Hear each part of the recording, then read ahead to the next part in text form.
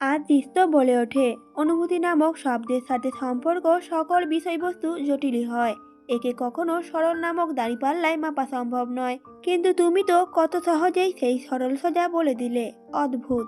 এদিকে আদিতে এরকম কথাবার্তায় মিমা নিজেকে সংযত করতে পারল না, ফলে ব্যর্থ হয়ে যায়।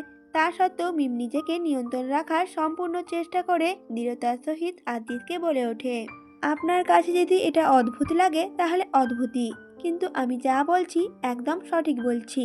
মিমের কথা শোনা মাত্রই আদিতের দৃষ্টি আচমকা শক্ত হয়ে এলো। উনি তো টেবিলের উপর পূর্বের তুলনায় কিঞ্চিত এগিয়ে এসে ধারালোভাবে বললেন মিমকে, তুমি তো এতটাও কঠোর না যতটা দেখানোর চেষ্টা করছো। এই কঠোরতার কারণ কি? বয়ফ্রেন্ড আছে নাকি? কি মনে করে মিমো আদিসের ন্যায় টেবিলের উপর এগিয়ে এসে পূর্বের দৃঢ়তা বজায় রেখে বলে ওঠে আদিসকে, আমি এতটাই কঠোর যতটা দেখাচ্ছি। আর রইল বয়ফ্রেন্ড নামক মানুষটির কথা, সে আছে কি নেই তা নিয়ে আপনার মাথা ঘামাতে হবে না। এবার এ পর্যায়ে আদিত্য তার ছেলে হাসি দিয়ে বলে ওঠেন, হাত মুঠো শক্ত করে দিয়ে তার সহিত, বা মিম বাহ, কি সহজেই বলে দিলে। এই নিয়ে আমাকে মাথা ঘামাতে হবে না। কিন্তু তুমি মানো বা নাই মানো, তোমার প্রতিটি ব্যাপারে আমি হস্তক্ষেপ করবই। এতে তুমি কখনোই আমাকে বাধা দিতে পারবে না। মাইন্ড ইট, কখনোই না। এদিকে আদিতে এরকম কথায় মিম তো হতভম্ব হয়ে এলো।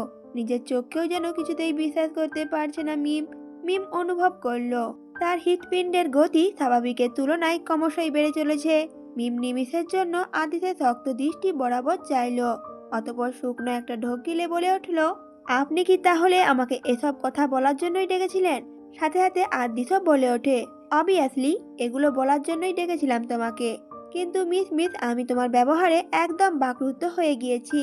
মিম তো বলে ওঠে, আপনি আজ এমনটা করবেন এটা জানলে আমি কখনোই আপনার সাথে দেখা করতাম না আর আসতাম না। মিমের কথাতে আদিত একদম শান্তভাবে চেয়ে রইল মিমকে, আর বলে উঠল, তুমি না আসলে আমি তোমাকে তুলে নিয়ে আসতাম, একদম সিম্পল। আদিতে এরকম কথায় মিম তো অবাক হয়ে হাঁ হয়ে রইল। আর মিম আশ্চর্য হয়ে আদিতকে বলে উঠল, আপনি আমায় কিডন্যাপের হুমকি দিচ্ছেন? আদিত পূর্বের ন্যায় বলে উঠলেন, হ্যাঁ দিচ্ছি। Any problem? মিমো এবার বলে ওঠে, আপনার কাছ থেকে আমি এটা একদমই আশা করিনি আদিত।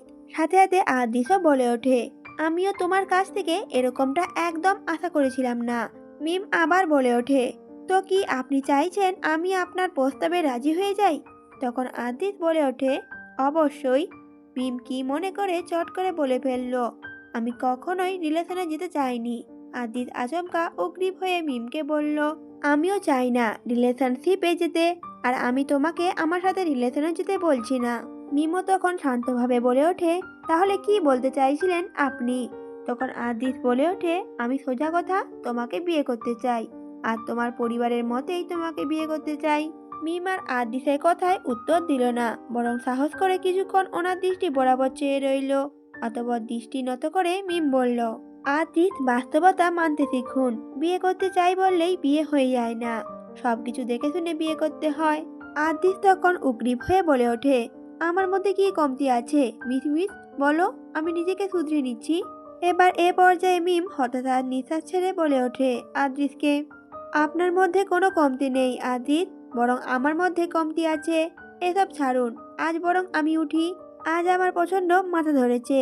কথাটা বলেই মিম চেয়ার ছেড়ে উঠতে নিল, কিন্তু এর আগে আদিত মিমের হাত ধরে মিমকে উঠতে বাধা দিলেন। পুনরায় আদিত মিমকে বসিয়ে বললেন বেশ দৃঢ় কণ্ঠে, আমার জীবনটাকে মধ্য সাগরে ডুবিয়ে দিয়ে তুমি কি করে ভাবলে যে আমার প্রশ্নের জবাব না শোনা অবধি তোমাকে আমি যেতে দেব? এবার এ পর্যায়ে মিম গরম চোখে আদিতের দিকে চেয়ে বলল, এটা পাবলিক প্লেস আদিত, আর আপনার সাহস কি করে হয় আমার হাত ধরার? আদিত তখন শান্ত স্বরে বলে ওঠে, সাহস দুঃসাহসে কিছুই দেখাইনি এখনো আমি। সো ভদ্র মেয়ের মতো বসে আমার প্রশ্নের জবাব দাও। এবার ওনার এরকম আচরণে মিম অকারণেই বেশ গো ধরে বসল। হাতে মুঠো শক্ত করে মিম বলল, এবার আমি আপনার প্রশ্নের জবাব দেওয়ার জন্য বাধ্য নই। এদিকে আদিত হয়তো মিমের কথায় বেশ চটে গেল। আদিত মিমকে বলে উঠল, মিস আমাকে বাধ্য করো না। পাবলিক প্লেসে আমি কোনো সিন ক্রিয়েট করতে চাই না। সাথে সাথে মিমও বলে ওঠে, আমিও এমনটা চাই না, এজন্য ভালোই ভালোই বলছি আমাকে যেতে দিন। আদিত তখন একটা ভ্রু নাচিয়ে বলে ওঠে, আচ্ছা তাই, আমিও নাচর বান্দা। আমার জবাব আজকে না পাওয়া অবধি আমি ছাড়ছি না তোমায়। যত দ্রুত অ্যান্সার দিবে তত দ্রুত ফি হয়ে যাবে। অতঃপর আদিসের জিদের কাছে কথাবার্তার কাছে মিম হার মানতে বাধ্য হয়। বেশ জোরে নিঃশ্বাস ছেড়ে নত মস্তিষ্কে দুটো চোখ বন্ধ করে মিম বলে ওঠে, আপনাদের ক্লাসের সাথে আমাদের ক্লাস কখনোই মিলবে না। আপনাদের এই হাই ক্লাসের সোসাইটিতে আব্বু কখনোই আমাকে বিয়ে দেবে না। আদিত কিছুক্ষণ মিমের দিকে তাকিয়ে মিমের কথাগুলো শুনল নিশ্চুপভাবে। অতঃপর হাসতে হাসতে মিমকে বলে উঠল, সিরিয়াসলি মিস মিস, এরকম রিজনের জন্য তুমি আমাকে না করলে? এবার আদিসের কথায় মিম চোখ তুলে উপরে তাকিয়ে বলে ওঠে, আপনার জন্য এটা একদম সিম্পল রিজন হলেও আমার জন্য এই রিজনটাই যথেষ্ট। আপুর বিয়ের সময় আব্বু আম্মুকে দেখেছি আমি। আপনার হলুদে করা কাণ্ডের জন্য আপুকে মিথ্যা অপবাদ দিতে শুনেছি, আত্মীয়দের তীক্ষ্ণ কথা শুনেছি। আপনাকে বিয়ে না করার কারণ আর কি চাই? আদিত কিছুক্ষণ মিমের দিকে তাকিয়ে নিশ্চুপ হয়ে রইল। তারপর মিমের দিকে তাকিয়ে বলে উঠল, মানুষের কথায় এত কান দাও কেন তুমি? সোসাইটিতে এমন লোকের অভাব নেই, তাই বলে তাদের কথায় আমাদের জীবন থেমে থাকবে না? মিমোর সাথে সাথে আদিসের উত্তরে বলে ওঠে, আমিও তাদের কথায় কান দিতে চাই না, কিন্তু এমনটা না করেও থাকতে পারি না, কারণ এ সমাজেই আমাদের বাস করতে হবে। আর সবচেয়ে বড় কথা, আপুর এমন ফ্যামিলিতে বিয়ে হওয়ার পর আমাদের ফ্যামিলিতে বিয়ে মানে আব্বু আম্মুকে মেন্টাল প্রেসারের মধ্যে রাখা। আদিস তখন বলে ওঠে, আচ্ছা এই কথা, আমি আঙ্কেল আন্টির সাথে কথা বলবো, তাদেরকে এ বিয়ের ব্যাপারে নিশ্চিত থাকতে বলবো। আদিসের কথায় মিম সাথে সাথেই বলে ওঠে, কথা বলে লাভ নেই, তারা রাজি হবে না। সবচেয়ে বড় কথা, আমিও রাজি না, কারণ সমাজে কটু কথা শোনার মতো ধৈর্য শক্তি আমার নেই। আমি খুবই দুর্বল, কেউ কিছু বললে আমি মোটেও সইতে পারি না। কথাগুলো বলেই মিম একটা জোরে নিঃশ্বাস ছাড়লো আর আদিসকে বলল, আপনার প্রশ্নের জবাব দেওয়া শেষ, এবার আমি উঠি। প্লিজ আমাকে আর বাধা দেওয়ার চেষ্টা করবেন না। এই বলেই মিম চেয়ার ছেড়ে উঠে গেল। আশপাশে না চেয়ে চুপচাপ সিঁড়ি বেয়ে নিচে চলে এলো মিম। পিছে আদিস মিমকে একবারের জন্য ডাকলেন না। হ্যাঁ, এটাই চাইছিল মিম। মিম চাইছিল আদিতের কাছ থেকে দূরত্ব বজায় রাখতে। অবশেষে মিম হয়তো সেই সিদ্ধান্তে সফল হতে চলেছে, কিন্তু এই সফলতায় মিমের জন্য আনন্দ বয়ে আনলো না, বরং কোথাও একটা সূক্ষ্ম যন্ত্রণা ফুটে উঠল। কিন্তু মিম চাইলেই এই যন্ত্রণাকে দূর করতে পারবে না, বরং এই যন্ত্রণাকে তিলে তিলে উপভোগ করতে হবে মিমকে। এর কারণও অবশ্য আছে, তা আদিসের অজানা। সন্ধ্যা পেরিয়ে রাতের আধার, দূর আকাশে বসেছে উজ্জ্বল তারার মেলা। সে তারার দিকে চেয়ে চেয়ে মিম কাটিয়ে দিচ্ছে কিছুটা মুহূর্ত। বারংবার দৃষ্টির সামনে আদিসের প্রতিচ্ছবি ভেসে উঠছে। মিমের বলা প্রত্যেকটা কথায় ওনার চেহারার প্রতিক্রিয়া মিমকে ক্ষণে ক্ষণে ব্যাকুল করে তুলেছে। কিন্তু এই ব্যাকুলতার কোনো শেষ নেই, না আছে কোনো সমাধান। দিন শেষে মিমের এই অনুভূতি, এই পরিস্থিতি হয়তো ধীরে ধীরে নিস্তেজ হয়ে পড়বে, হয়তো ইচ্ছের বিরুদ্ধে, বা হয়তো জীবনে জাতাকলে পড়ে। মিম একটা জোরে নিঃশ্বাস ছেড়ে পাশে তাকাতেই মিমের আপুকে দেখতে পেল। আপু দাঁড়িয়ে আছে, হাতে তার ফোন, মিমের দিকে উদ্বিগ্ন চাহনিতে তাকিয়ে। মিমের দিকে ফোনটা এগিয়ে দিয়ে আপু উত্তেজিত হয়ে বলল, আমু তোর সাথে কথা বলবে, এই নে ফোনটা নে। বলেই ফোনটা মিমের হাতে ধরিয়ে দিল। আর মিমও ফোনটা কানে নিতেই ওপাশ থেকে আম্মু উত্তেজিত হয়ে বলল, পরশুদিন ইয়াসির আসবে তোকে দেখতে। পরশুদিন যেহেতু কলেজ নেই, তাই সকাল সকাল নাফিসার সাথে বাসায় চলে আসিস। আমি বিয়ানকে বলে রাখবো এ ব্যাপারে। আম্মুর মুখে ইয়াসিরের নাম শুনে মিম কিছুক্ষণ অবাক হয়ে রইল। তারপর নিজেকে কিছুটা শান্ত করলো মিম, কারণ এই ইয়াসিরের ব্যাপারে বহু আগে থেকেই অবগত মিম। কিন্তু রূপকথার রাজ্যের ভেতরে নিজের পছন্দ, নিজের অনুভূতি বেড়াজালে এ বাস্তবতা বেমালুম ভুলে গিয়েছিল মিম। এ অদ্ভুত রে মিম মাঝে মাঝে নিজেকে চিনে উঠতে পারে না। মিম নিজের আচরণে, নিজের অনুভূতিতে ক্ষণে ক্ষণে নিজেই বিভ্রান্ত হয়ে পড়ে। আসলে মিমের এই অগোছালো জীবনে এই মনটা কি চায়? মিমের এই অগোছালো অনুভূতি কার সঙ্গ পেতে চায়? যেমনটা এই মুহূর্তে হচ্ছে। মিমের আপুর অগোচরে মিম চাপা দীর্ঘশ্বাস ছাড়ল। অতঃপর মিম তার আম্মুকে ছোট করে উত্তর দিল, আচ্ছা ঠিক আছে। কথাটা বলেই আপুকে ফোনটা ধরিয়ে দিল মিম। মিমের আপু ফোনে আম্মুর সাথে কথা বলতে বলতে রুম থেকে চলে গেল। এদিকে মিম পুনরায় ভাবনার জগতে পাড়ি জমালো। গত 2 বছর আগে আপুর এক কলিগ মিমদের বাসার দাওয়াতে আসেন। দাওয়াতে এসেই হুট করে উনি ওনার ছেলের জন্য আপুর কাছে মিমের বিয়ের প্রস্তাব দিয়ে বসেন। আপু তখন অবিবাহিত ছিল এবং আপুকে বাদ দিয়ে মিমকে পছন্দ করায় ইনিয়ে বিনিয়ে সেই আঙ্কেলকে না করে দেয়। কিন্তু উনি, অর্থাৎ ইয়াসিরের বাবা, সেই সময় বললেন উনি না শুনতে চায় না। আর বিয়ে যে এখনই দিতে হবে এমনটাও নয়, আপুর বিয়ের পরেই মিমের বিয়ে হবে। আমার ছেলে বিদেশ থেকে আসার পরই তাদের বিয়েটা দিয়ে দেব।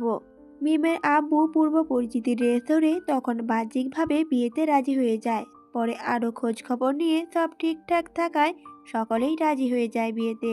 সে সময় মিমও তার আব্বু আম্মুর কথা রেখে বিয়েতে রাজি হয়ে যায়, কারণ মিমের ইচ্ছে ছিল আব্বু আম্মুর পছন্দের ছেলেকেই বিয়ে করবে। কিন্তু এই বিয়েতে শুরু থেকেই মিমের খুব একটা আগ্রহ ছিল না। কিন্তু আব্বু আম্মুর পছন্দ এবং খুশি ভেবে মিম এই বলে নিজেকে বুঝ দিয়েছে যে একবার যদি বিয়ে হয়ে যায় তাহলে সবকিছুই ঠিক হয়ে যাবে। এতক্ষণ মিম ব্যালকনিতে রাখা চেয়ারে বসে মিম নিজেকে নিয়ে ভাবলো, নিজেকে খোঁজার চেষ্টা করলো, নিজের অনুভূতিগুলো উপলব্ধি করার চেষ্টা করলো। হঠাৎ আপু এসে মিমের পাশে চেয়ারে বসে পড়লো। কোনো ভূমিকা ছাড়াই জিজ্ঞেস করলো মিমকে, তুই ইয়াসিরকে বিয়ে করতে চাইছিস না, তাই না? আপুর এহেন প্রশ্নে মিম কিছুটা থতমত খেয়ে গেল। কিছুক্ষণ আপুর দিকে চেয়ে বলে উঠল, তোর এমন কেন মনে হলো আপু? তখন আপু ঠোঁটের কোণে একটা মুচকি হাসি হেঁটে বলে ওঠে মিমকে, মিম, আমি তোর থেকে 2-3 বছরের বড়, তোর চেয়ে বেশি জানি। আম্মুর সাথে কথা বলার সময় তোর চেহারার অবস্থা দেখেছি আমি। তুই যে এই বিয়েতে রাজি না সেটাও তো আব্বু আম্মুকে বলতেও পারিস। তখন মিম কিছুক্ষণ নত মস্তিষ্কে বসে রইল, অতঃপর বলল আপুর উদ্দেশ্যে, কিন্তু এতে যে আব্বু আম্মু খুবই কষ্ট পাবে। তখন নাফিসা বলে ওঠে, সারা জীবন তুই থাকবি ওই ছেলের সাথে, আব্বু আম্মু না নিশ্চয়ই, সেক্ষেত্রে পছন্দটা তোর হওয়া চাই, ঠিক তাই না? তখন মিম বতি উত্তরে বলে ওঠে, হ্যাঁ তুমি ঠিকই বলেছ, কিন্তু আমার সেই সাহসটুকু যে নেই। মিমের আপু মিমের কথা শুনে বেশ আশ্বস্ত করে বলে ওঠে মিমকে, আচ্ছা এ নিয়ে তোকে চিন্তা করতে হবে না আর ভাবতেও হবে না, এটা আমার উপর ছেড়ে দে, তুই শুধু শিওর হয়ে আমাকে জানা। কথাটা বলেই মিমের আপু নিমিষের মাঝেই আবার কৌতূহলী কণ্ঠে পুনরায় মিমকে বলে ওঠে, আচ্ছা তুই আবার কাউকে পছন্দ করিস না তো? আপুর এরকম কথায় মিম বেশ হকচকিয়ে যায়। মিমের চোখে মুখে আড়ষ্টতা চেয়ে আসে। মিমের আপু আবার পুনরায় জিজ্ঞেস করবে তার আগেই অপর পাশে ব্যালকনি থেকে জেবা ডেকে ওঠে, নাফিসা তুমি ওখানে বসে আছো, আর আমি তোমাকে ফোন দিতেই যে পাগল হয়ে যাচ্ছি। মিমে আপু তখন বেশ চিন্তিত স্বরে জেবাকে জিজ্ঞেস করে ওঠে, কেন, কি হয়েছে, কোনো সমস্যা? তখন জেবা মিমের আপুর প্রশ্নে উত্তেজিত হয়ে বলে ওঠে, কেন নাফিসা, তোমার মনে নেই আজ দুপুরে বলেছিলাম বাসায় পিজা বানাবো আমরা, ভুলে গিয়েছো নাকি? নাফিসা তো সাথে সাথে বলে ওঠে, না মনে আছে তো, চলো রান্নাঘরে যাই। কথাটা বলেই মিমের আপু চেয়ার ছেড়ে উঠে দাঁড়ালেন। মিমের দিকে একবার চেয়ে বলে ওঠে, এই বিষয়ে আমি তোর সাথে রাতে কথা বলছি। মিম কিছুক্ষণ নিস্তব্ধ চাহনিতে চেয়ে রইল আপুর দিকে। এদিকে জেবা মিমকে বলে ওঠে, মিম তুমিও আসো আমাদের সাথে। এই মুহূর্তে মিমের মনের মাঝে তীব্র অনিচ্ছা আর বিতৃষ্ণা জেগে ওঠে। মিম কৃত্রিম হেসে ভাবিকে বলে ওঠে, জেবা ভাবি আমার না পড়া আছে, আপনারাই বানান পিজা। মিমের জবাবে জেবা ভাবি মৃদু হেসে আপুকে নিয়ে চলে গেলেন। অতঃপর মিম একটা দীর্ঘশ্বাস ছেড়ে চেয়ার ছেড়ে উঠে দাঁড়ালো। মিম দুর্বল পা জোড়া এগিয়ে নিয়ে ব্যালকনির রেলিং এর কাছে দাঁড়ালো। তারপরে কিছুক্ষণ নিস্তব্ধ চাহনিতে আকাশের পানে চেয়ে রইল মিম। অতঃপর নিচে দৃষ্টি নামাতেই ইমাদের গার্ডেনে আদিসকে দাঁড়িয়ে থাকতে দেখলো। দুহাত প্যান্টের পকেটে পুরে ঘাড় উঁচু করে মিমের দিকে তাকিয়ে আছে। আদিসের আচমকা উপস্থিতি এরকম চাহনিতে মিম বেশ বিচলিত হলো, বেশ বিব্রত বোধ করলো। মিম কিছুক্ষণ এক দৃষ্টিতে ওনার দিকে চেয়ে রইল ভয়ে ভয়ে। তারপরে এদিকে ওদিকে তাকিয়ে দেখলো কেউ দেখে ফেললো না তো। আদিসকে এভাবে নিচে দাঁড়িয়ে থাকতে দেখলে যে কেউ সন্দেহ করবে। তখন তো মিমের মান সম্মান সব এ বাড়িতেই খোয়াতে হবে, তা ঢের জানা আছে মিমের। কষ্ট চাহনিতে চেয়ে আশেপাশে কাউকে না দেখে মিম আদিসের দিকে চেয়ে রাগান্বিত হয়ে চাপা কণ্ঠে আদিসকে বলে ওঠে, আপনার মাথা কি সত্যিই খারাপ হয়ে গিয়েছে? ওখানে ওভাবে দাঁড়িয়ে আছেন কেন? আদিস তখন মৃদু হেসে ইশারায় বলল, কিছু শুনতে পাচ্ছি না। এরপর আঙুলের ইশারায় মিমকে কিছুক্ষণ অপেক্ষা করতে বলল। এরই মাঝে উনি পকেট থেকে ফোন বের করে মিমের নাম্বারে ডায়াল করলো, তারপর কানে ধরলো। এদিকে মিমের হাতে থাকা ফোনটি বেজে উঠল। আদিস যে মিমকে কল করেছে এতে কোনো সন্দেহ নেই। মিম ওনার কলটা দেখে তড়িঘড়ি করে রিসিভ করে ওনার দিকে চাইলো। অতঃপর অকপট রাগ দেখিয়ে বলে উঠল, আপনার নিজের মান সম্মানের খেয়াল নেই সেটা মানলাম, অন্তত আমার মান সম্মানের খেয়াল তো রাখতেন। এভাবে বিনা চিন্তায় হুটহাট আপনি এখানে চলে এলেন। মিমের এরকম কথায় আদিত একটা কোমল হাসি দিয়ে বলে ওঠে, এসব কাজ বিনা চিন্তায় এবং হুটহাট করতে হয় মিত মিত। মিম তখন রাগান্বিত কণ্ঠে বলে ওঠে, খবরদার আমাকে আর ওই নামে ডাকবেন না। নেক্সট থেকে আপনার মুখে ওই নাম শুনলে খবর আছে। অপর পাশে আদিত্য মুচকি হেসে বলে ওঠে, আচ্ছা কি করবে তুমি? তখন মিম প্রতি উত্তরে বলে ওঠে, সেটা আপনার ভাববার বিষয় না। অপর পাশে আদিত্য বলে ওঠে, কিন্তু আমি যে তোমায় ওই নামেই ডাকবো। তুমি আমায় মেরে ফেললেও আমি তোমায় ওই নামেই ডাকবো চিরকাল। মিম তখন বলে ওঠে অবাক হয়ে, আশ্চর্য, সাধারণ কথাকে আপনি মরার কথায় নিয়ে যাচ্ছেন কেন? মাথা কি খারাপ হয়ে গিয়েছে নাকি আপনার? অপর পাশে আদিত এক হাত প্যান্টের পকেটে রেখে মিমের দিকে স্নিগ্ধ চাহনিতে তাকালেন। অতঃপর মনোমুগ্ধকর একটা হাসি দিয়ে মিমকে বললেন, সে তো বহু পূর্বেই হয়ে গিয়েছে। আদিতের এরকম কথা শুনে মিমের ধৈর্যের বাঁধ ভেঙে গেল। মিম এবার প্রচন্ড রাগ দেখিয়ে আদিতকে বলে উঠল, আপনার এরকম রং ঢং মেশানো কথা আমার একদমই পছন্দ হয় না। আপনাকে রেস্টুরেন্টে আমার জবাব শুনিয়ে দিয়েছি, তারপরও আপনি কি কারণে আমার পিছে পড়ে আছেন? আর না আপনি রিজেক্ট নামক শব্দটির সাথে পরিচিত নয়, নাকি রিজেক্ট হওয়ার শোক সামলাতে উঠতে পারেননি আপনি? আপনার সুবিধার জন্য সোজা কথায় আবারও বলে দিচ্ছি আমি, আপনি যা চান সেটা কখনোই সম্ভব না, কখনোই না। শুনতে পেরেছেন আমার কথা? অপর পাশে আদিত মিমের দিকে নিস্তব্ধ চাহনিতে চেয়ে আছেন। হয়তো মিমের এরকম ব্যবহার উনি কখনোই আশা করেননি। আদিত ক্ষণিকের জন্য মিমের দিকে একই চাহনিতে চেয়ে রইলেন। অতঃপর আদিত বেশ শক্ত কণ্ঠেই মিমকে বলে ওঠে, ওখানেই দাঁড়াও আর এক পাও এদিকে ওদিকে নড়ো না, আমি এখনই আসছি। এই বলে আদিত চট করে কলটা কেটে দিলেন। চোখের পলকে কারেন্ট ছেড়ে বাড়ির ভিতরে প্রবেশ করলেন। আদিতে এরকম প্রতিক্রিয়ায় এ পর্যায়ে মিম কিছুক্ষণ হতভম্ব হয়ে দাঁড়িয়ে রইল। কিছুক্ষণের মাঝেই মিমের হুঁশ ফিরতেই অতঃপর আদিতের হুমকিপূর্ণ কথাগুলো স্মরণ করতে করতে ছুটে গেল রুমের দরজা বন্ধ করতে। মিম স্পষ্ট টের পাচ্ছে মিমের হৃৎপিণ্ডটা অস্বাভাবিকভাবে ধকধক করছে। শুকনো একটা ঢোক গিলে কোনো রকমে ফোনটা বিছানায় ফেলে তড়িঘড়ি করে দরজাটা বন্ধ করে দিল মিম। আর নিমিষের মাঝেই দরজার ওপাশে আদিতের উপস্থিতি টের পেল মিম। দিকে আদিত মৃদু তবে ক্ষিপ্ততার সহিত দরজায় টোকা মারতে লাগলো। দরজার নিকটে এসে ক্ষিপ্ততার সহিত মিমকে বলল, দরজা খোলো, আমি সামনাসামনি কথা বলতে চাই তোমার সাথে। এদিকে আদিতের এরকম আচরণের জন্য মিম মোটেও প্রস্তুত ছিল না। আচমকা এহেন পরিস্থিতির শিকার হওয়ায় মিম প্রচন্ড ঘাবড়ে যায়, ভয়ে গলা শুকিয়ে যায়। শুকনো একটা ঢোক গিলে বেশ ভয়ে ভয়ে বলে ওঠে, কিন্তু আমি ওভাবে কথা বলতে চাই না। এদিকে দরজায় আদিতের টোকা দেওয়ার শব্দ ক্রমাগত বাড়তে থাকে। উনি পূর্বের ন্যায় বলে ওঠে, এ মুহূর্তে তোমার চাওয়া আর না চাওয়া কোনোই ম্যাটার করে না আমার জন্য। আমি তোমার সাথে কথা বলতে চাই, মানে চাই, দরজা খোলো এখনই। আদ্রিতের এরকম আচরণে প্রচন্ড ভয়ে মিমের চোখ জোড়া ভিজে এলো। মিম কোনো প্রকারে নিজেকে সামলে নিয়ে শক্ত হওয়ার ব্যর্থ প্রচেষ্টা করে বলে উঠল, আপনি প্লিজ এখান থেকে যান, আপনাকে কেউ দেখে ফেলবে। তখন আদিত বলে ওঠে সাথে সাথে, নিচে কেউ বসে নেই, তাই তুমি কথা না বাড়িয়ে দরজা খোলো। মিম তো বলে ওঠে, নিচে কেউ দেখেনি, এর মানে এই নয় যে এখনো আপনাকে কেউ দেখবে না। কেউ রুম থেকে বেরোলেই আপনাকে এভাবে দেখতে পাবে, তখন আমার কি হবে জানেন আপনি? আদিত সাথে সাথেই বলে ওঠে, তোমার কি হবে তা জেনে আমার লাভ নেই।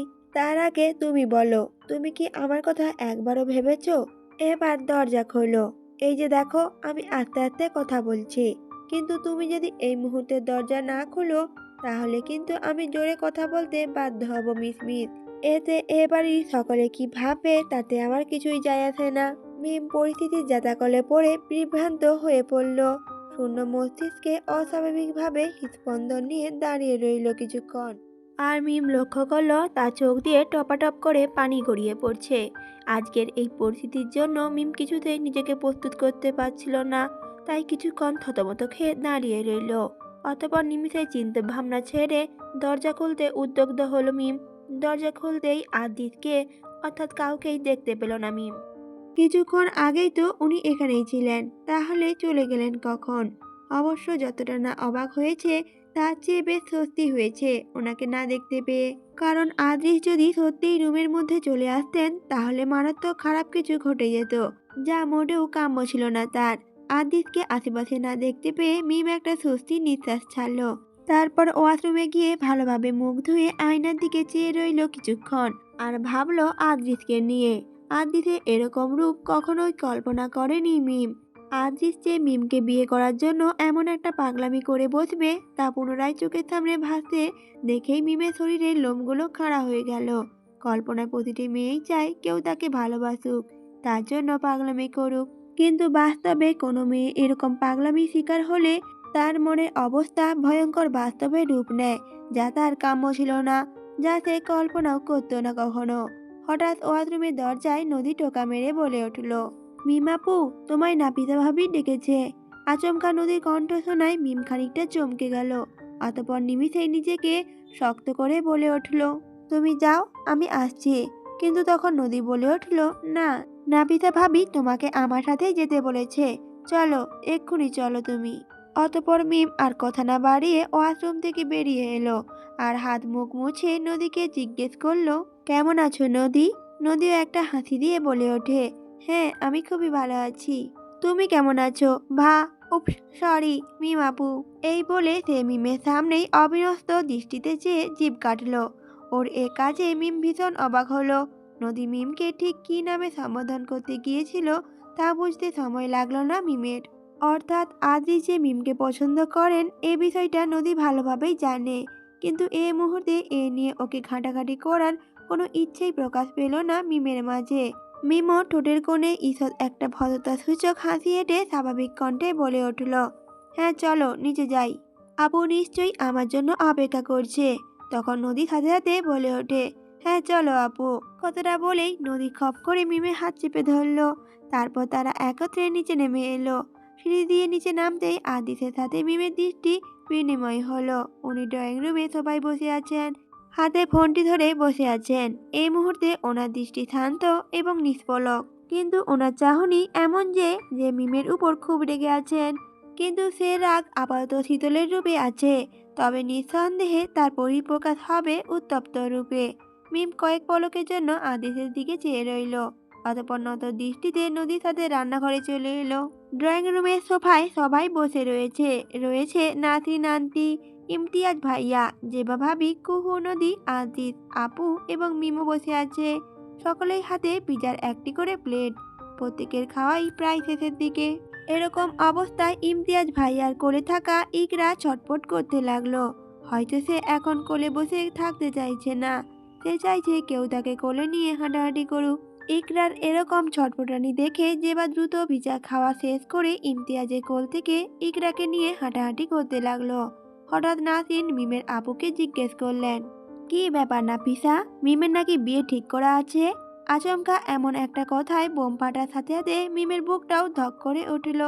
দৃষ্টি আপনা আপনি চলে গেল আদিসের পানে। এদিকে আদিসের চাহনিতে স্পষ্ট অবিশ্বাসের দেখা মিলছে।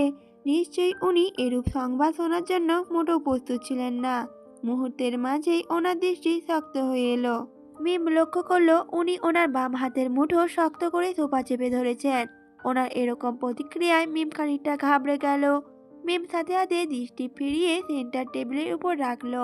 আর মিমের আপু মিমের পাশ থেকে নাসিন আন্টিকে বলে উঠল, হ্যাঁ আম্মু, পরশুদিন ছেলেপক্ষ দেখতে আসবে ওকে। নাসরিনও সাই জানিয়ে বলে উঠল, হ্যাঁ বিয়ান তো ফোন করে আমায় সব বলল, কালকেই চলে যেতে বলল তোমাদের। এবার কামাল আঙ্কেল আপুকে জিজ্ঞেস করলেন, এত তাড়াতাড়ি বিয়ে ঠিক হয়ে গেল? প্রতি উত্তরে নাফিসা বলে ওঠে, আরও প্রায় 1 বছর আগে থেকেই মোটামুটি বিয়ে ঠিক হয়েছিল। যদিও আমাদের পক্ষ থেকে তেমন একটা সাই ছিল না, তবে আঙ্কেল তার ছেলের সাথে মিমের বিয়ে দেওয়ার জন্য এক পায়ে খাড়া আছেন এখনো। কামাল সাথে সাথে বলে ওঠে, ছেলে তোমাদের পরিচিত? প্রতি উত্তরে নাফিসা হাপার বলে উঠল, না আব্বু, ছেলে আমাদের পরিচিত না, ছেলের বাবা আব্বুর কলিগ, সেই সুবাদেই পরিচিত দুজনের। কামাল সাহেব এবার বলে উঠলেন, ও তাহলে তো ভালোই হলো। তার ছেলে করে কি? প্রতি উত্তরে নাফিসা বলে ওঠে, সুইজারল্যান্ডে থাকে, ওখানকার এক কোম্পানিতে সফটওয়্যার ইঞ্জিনিয়ার। তখন কামাল বলে ওঠে, বাহ, ছেলে তো তাহলে ভালোই জব করে, আমাদের মিমের জন্য নিশ্চয়ই ভালো হবে। আপুদের কথার মাঝেই মিম আর এক মুহূর্তেও বসে থাকতে পারে না, সেখান থেকে সোজা উপরে চলে আসে। মিমের পক্ষে এখানে বসে থাকা প্রায় অসম্ভব হয়ে উঠেছিল। তীব্রভাবে অনুভব করছিল আদিত মিমের দিকে চেয়ে আছেন, এবং ওনার এই চাহনি যে অগ্নিশিখার ন্যায় ছিল এতে কোনো সন্দেহ নেই মিমের। ফলে ওনার এরকম চাহনি সামনে টিকে থাকা অসম্ভব হয়ে উঠেছিল মিমের জন্য। তাই রুমে এসে দরজা বন্ধ করেই বিছানায় শুয়ে পড়ল মিম। প্রচন্ড অস্থির অনুভব হচ্ছে তার। মিমের ভেতরে যেন সবকিছু তালগোল পাকিয়ে যাচ্ছে। ভবিষ্যতে মিমের কি করা উচিত আর কি সিদ্ধান্ত নেওয়া উচিত তা নিয়ে রীতিমতো মিমের মাথা ব্যথা শুরু হয়ে গেল। বারংবার আদিসের চেহারা চোখের সামনে ভেসে এলো। কিছুক্ষণ পূর্বে দেখা ওনার এক নতুন রূপ। কিছুক্ষণ আগ পর্যন্ত উনি জানতেন না মিমের বিয়ের ব্যাপারে, অথচ তখন এমন এক কাণ্ড ঘটিয়ে ফেলেছিলেন। তাহলে মিমের বিয়ের কথা শোনার পর উনি কি করবেন তা অনুমান করা সাহস হলো না মিমের। আজ কলেজে শেষের ক্লাস না হওয়ায় দ্রুত কলেজ থেকে বেরিয়ে এলো মিম। কথা ছিল কলেজ শেষ হওয়ার পর বাসায় গিয়ে খাওয়া দাওয়া করে মিম আর আপু পার্লারের উদ্দেশ্যে বের হবে। এটা আম্মুর বিশেষ আদেশ ছিল, মিমকে যেন পার্লার থেকে ফেসিয়াল করিয়ে নিয়ে আসে। সর্বোপরি আগামীকাল ছেলেপক্ষ দেখতে আসবে মিমকে। প্রথম দফায় এ নিয়ে আপু এবং আম্মুর সাথে বেশ তর্কাতর্কি হয়েছিল। ফলে মিমের মায়ের কথা শুনতে হলো। মিম কিছুতেই এতে নিষেধ করতে পারল না। তাদেরকে কিছুতেই বোঝাতে পারল না যে মিম প্রচণ্ড বিরক্ত এতে। ঘুরিয়ে ফিরিয়ে মুখভঙ্গিমায় তাদের বোঝানোর চেষ্টা করলো মিম বিয়েটা করতে চায় না। আপু মিমের এই ইশারা বুঝলো কিনা তা জানা নেই, তবে আম্মু মিমের ইশারা বুঝলো না। তার একটাই কথা, ছেলে এবং ছেলের পরিবার খুব ভালো। এমন ছেলে এ সময়ে এসে খুঁজে পাওয়া দুঃসাধ্য বটে। ভাগ্য করে এমন ছেলে পেয়েছে মিম। কলেজের সামনে বেশ কিছুক্ষণ দাঁড়িয়ে থাকার পর যখন খালি কোনো রিক্সা দেখতে পেল না মিম, মিম প্রচণ্ড বিরক্ত নিয়ে হাঁটা শুরু করলো। কলেজের রাস্তা পেরিয়ে অপর রাস্তায় আসতেই আচমকা মিমের সামনে আজিজ এসে হাজির হলো। ওনাকে এখানে হঠাৎ দেখে ভয়ে মিমের আত্মা উড়ে যাওয়ার উপক্রম হলো। মিম তৎক্ষণাৎ ভীতকণ্ঠে ওনাকে জিজ্ঞেস করলো, আপনি আপনি এখানে কি করছেন? আজিজ এর জবাব দিলেন না। মিমের দিকে শক্ত চাহনিতে চেয়ে শান্ত কণ্ঠে বললেন, চুপচাপ গাড়িতে উঠে বসো, কথা আছে তোমার সাথে। ব্যাস, আজিজের এরকম কথায় মিমের শ্বাস প্রশ্বাস কয়েক সেকেন্ডের জন্য থামিয়ে দিতে যথেষ্ট ছিল। যে মানুষটার সাথে গতকালে পূর্বে দিব্যি ঝগড়া করেছে, আজ সে মানুষটাকেই মিম বাঘের মতো ভয় পাচ্ছে। সবটাই ঘটেছে গতকালে সেই ঘটনার পর থেকে। এরপর থেকে যেন মানুষটাই মিমের কাছে অন্যরকম হয়ে গেল। আদিসের সাথে এই মুহূর্তে মিমের কথা বলার সাহস নেই। ফলে মিম ওনার প্রস্তাবে বেঁকে বসলো আর বলে উঠল, মিম, আমি আপনার সাথে কোনো কথা বলতে চাই না, আমি এখন বাসায় যাব।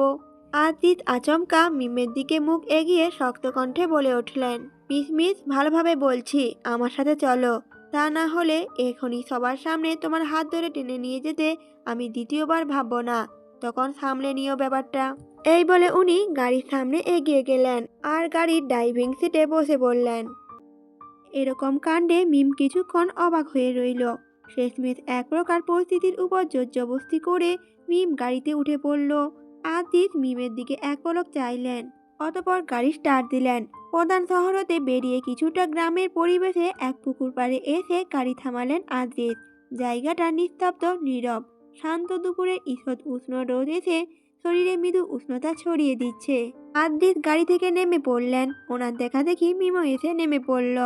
আজিজ গাড়ির সামনে ঠেস দিয়ে দাঁড়িয়ে আছেন। মিম ওনার পাশে গিয়ে দাঁড়াতেই উনি শীতল কণ্ঠে বললেন মিমকে, তাহলে এই বিয়ে ব্যাপারটা তুমি আগে থেকেই জানতে মিস মিস? ওনার এ প্রশ্নে মিমের স্বাভাবিক অনুভূতি থমকে গেল। ফলে মিম নিশ্চুপ হয়ে দাঁড়িয়ে রইল। মিমের নীরবতা উপলব্ধি করতে পেরে আজিজ পাশ ফিরে মিমের দিকে চাইলেন। মিম তৎক্ষণাৎ দৃষ্টি নত করে ফেলল। আজিজ পুনরায় মিমকে জিজ্ঞেস করলেন, কি ব্যাপার বলো, চুপ আছো কেন মিস মিস? মিম তখন নিচু স্বরে বলে উঠল, জানি। আজিজ এবার কিছুক্ষণ নীরব রইলেন। তারপর তাচ্ছিল্যের হাসি হেসে বলে উঠলেন, বাহ, তাহলে ম্যাডাম এ বিয়েতে খুবই খুশি। তার ছেলেকে নিশ্চয়ই খুব ভালোবাসো, তাই না? মিম সাথে সাথে দৃষ্টি তুলে চাইল আদিসের দিকে। মিমের দৃষ্টি বিনিময় হলো আদিসের সাথে। মিম অবলম্বে প্রতিবাদী স্বরে জবাব দিল, আমি এ পর্যন্ত ওই ছেলেকে দেখিনি এখনো। ভালোবাসা তো দূরের কথা, কাউকে না দেখেও কি আদৌ ভালোবাসা সম্ভব? অন্তত আমার পক্ষে এসব সম্ভব নয়। আদিসও সাথে সাথে অস্থির হয়ে বলে উঠল, তাহলে কি তুমি আমায় ভালোবাসো? আদিসের এরকম প্রশ্নে মিমের শ্বাস প্রশ্বাস থমকে এলো।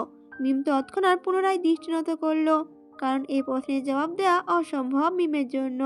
আদিস হয়তো মিমের দিকে কিছুক্ষণ চেয়ে রইলেন, অতঃপর জিজ্ঞেস করলেন, এই কারণেই সেদিন রেস্টুরেন্টে আমায় ওসব কথা বলেছিলে, তাই না? মিম দৃষ্টি তুলে বলল, আপনার প্রস্তাবে রাজি না হওয়ার জন্য আমি সেদিন যা যা বলেছিলাম সবই ঠিক ছিল। সেদিন যা বলেছিলাম বানিয়ে আমি কিছু বলিনি, আর সেদিন এই বিয়ের কথা ভেবে আমি কিছুই বলিনি। আদিস তখন বলে ওঠে, ওকে, তাহলে তুমি এই বিয়েতে রাজি না, ঠিক তো? আদিসের কথা শুনে মিম সাথে সাথেই বলে উঠল, আমি তা কখন বললাম? আদিস আবারও বলে উঠল, তাহলে কি তুমি বিয়েতে রাজি? তখন মিম বলল, আমি এটাও তো বলিনি আপনাকে। আদিস তখন বিরক্ত হয়েই বলল, তাহলে তুমি চাওটা কি? মিম নিশ্চুপ রইল, আদিসও নিশ্চুপ রইল। অতপর আদিস জোরে একটা নিঃশ্বাস ছেড়ে বলে উঠল, একটা কথা জেনে রাখো মিস মিস, আমি কখনোই তোমাকে অন্য কারোর সাথে সংসার করতে দেব না। মিম তখন কাতর কণ্ঠে বলে উঠল, আর আমি আপনাকে কখনোই বিয়ে করব না। এটা আমি আগেও বলেছি, আবারও বলছি, আমার পক্ষে কখনোই আব্বু আম্মুর বিরুদ্ধে যাওয়া সম্ভব না। আদিস পাশে ফিরে গাড়ির উপর এক হাত ঠেকিয়ে মিমের দিকে হুট করে এগিয়ে এসে শক্ত কণ্ঠে বলে উঠল মিমকে, তা তুমি কি করবে আমার জানা নেই, কিন্তু বিয়ে তো আমাকেই করতে হবে, মাইন্ড ইট। মিম তখন করুণ চাহনিতে চেয়ে বলল আদিসকে, আদিস, আপনি আমার ফ্যামিলির অবস্থা সম্পর্কে বুঝে উঠতে পারছেন না। কোথায় আপনারা আর কোথায় আমরা? আদিস তখন জোরে ধমক দিয়ে বলে উঠল, খবরদার, এসবে দোহাই দিও না আমাকে। আমার তোমাকে চাই মানে চাই, যে করে হোক চাই। মিম তখন বলে উঠল, আপনি এতটা স্বার্থপর কি করে হতে পারেন আদিস? মিমের প্রশ্নে আদিস নিজের রাগ নিয়ন্ত্রণ করতে পারল না, হারিয়ে ফেলল। আচমকা গাড়ির উপর শক্ত হাতে থাবা মেরে বলে উঠল, হ্যাঁ, আমি স্বার্থপর। আমার মতো স্বার্থপর কোথাও পাবে না তুমি। কিন্তু এই স্বার্থপরের পেছনে তুমি আছো। তোমার কারণেই আমি স্বার্থপর হয়েছি মিস মিস। আর আমার অবস্থা কি তুমি বুঝতে পারছো না? আমার উপর কি একটু দয়া মায়া হচ্ছে না তোমার?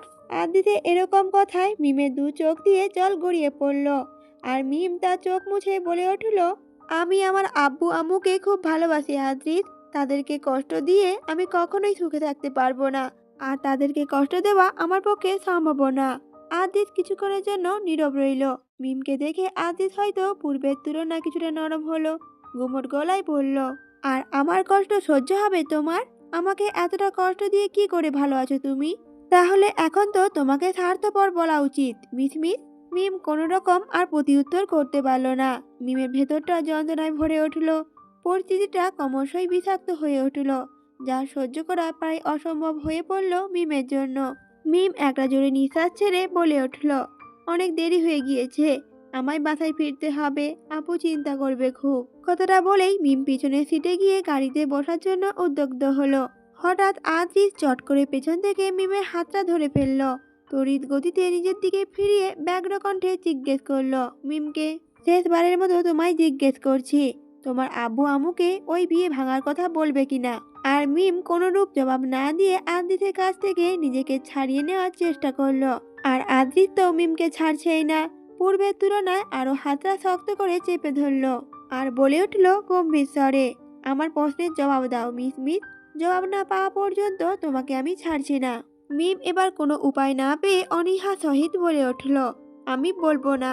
তখন আদিত এ পর্যায়ে মিমের হাত পূর্বের তুলনায় ঈষৎ জোরে চেপে ধরল, জিজ্ঞেস করলো গম্ভীর স্বরে, আমায় বিয়ে করবে কিনা?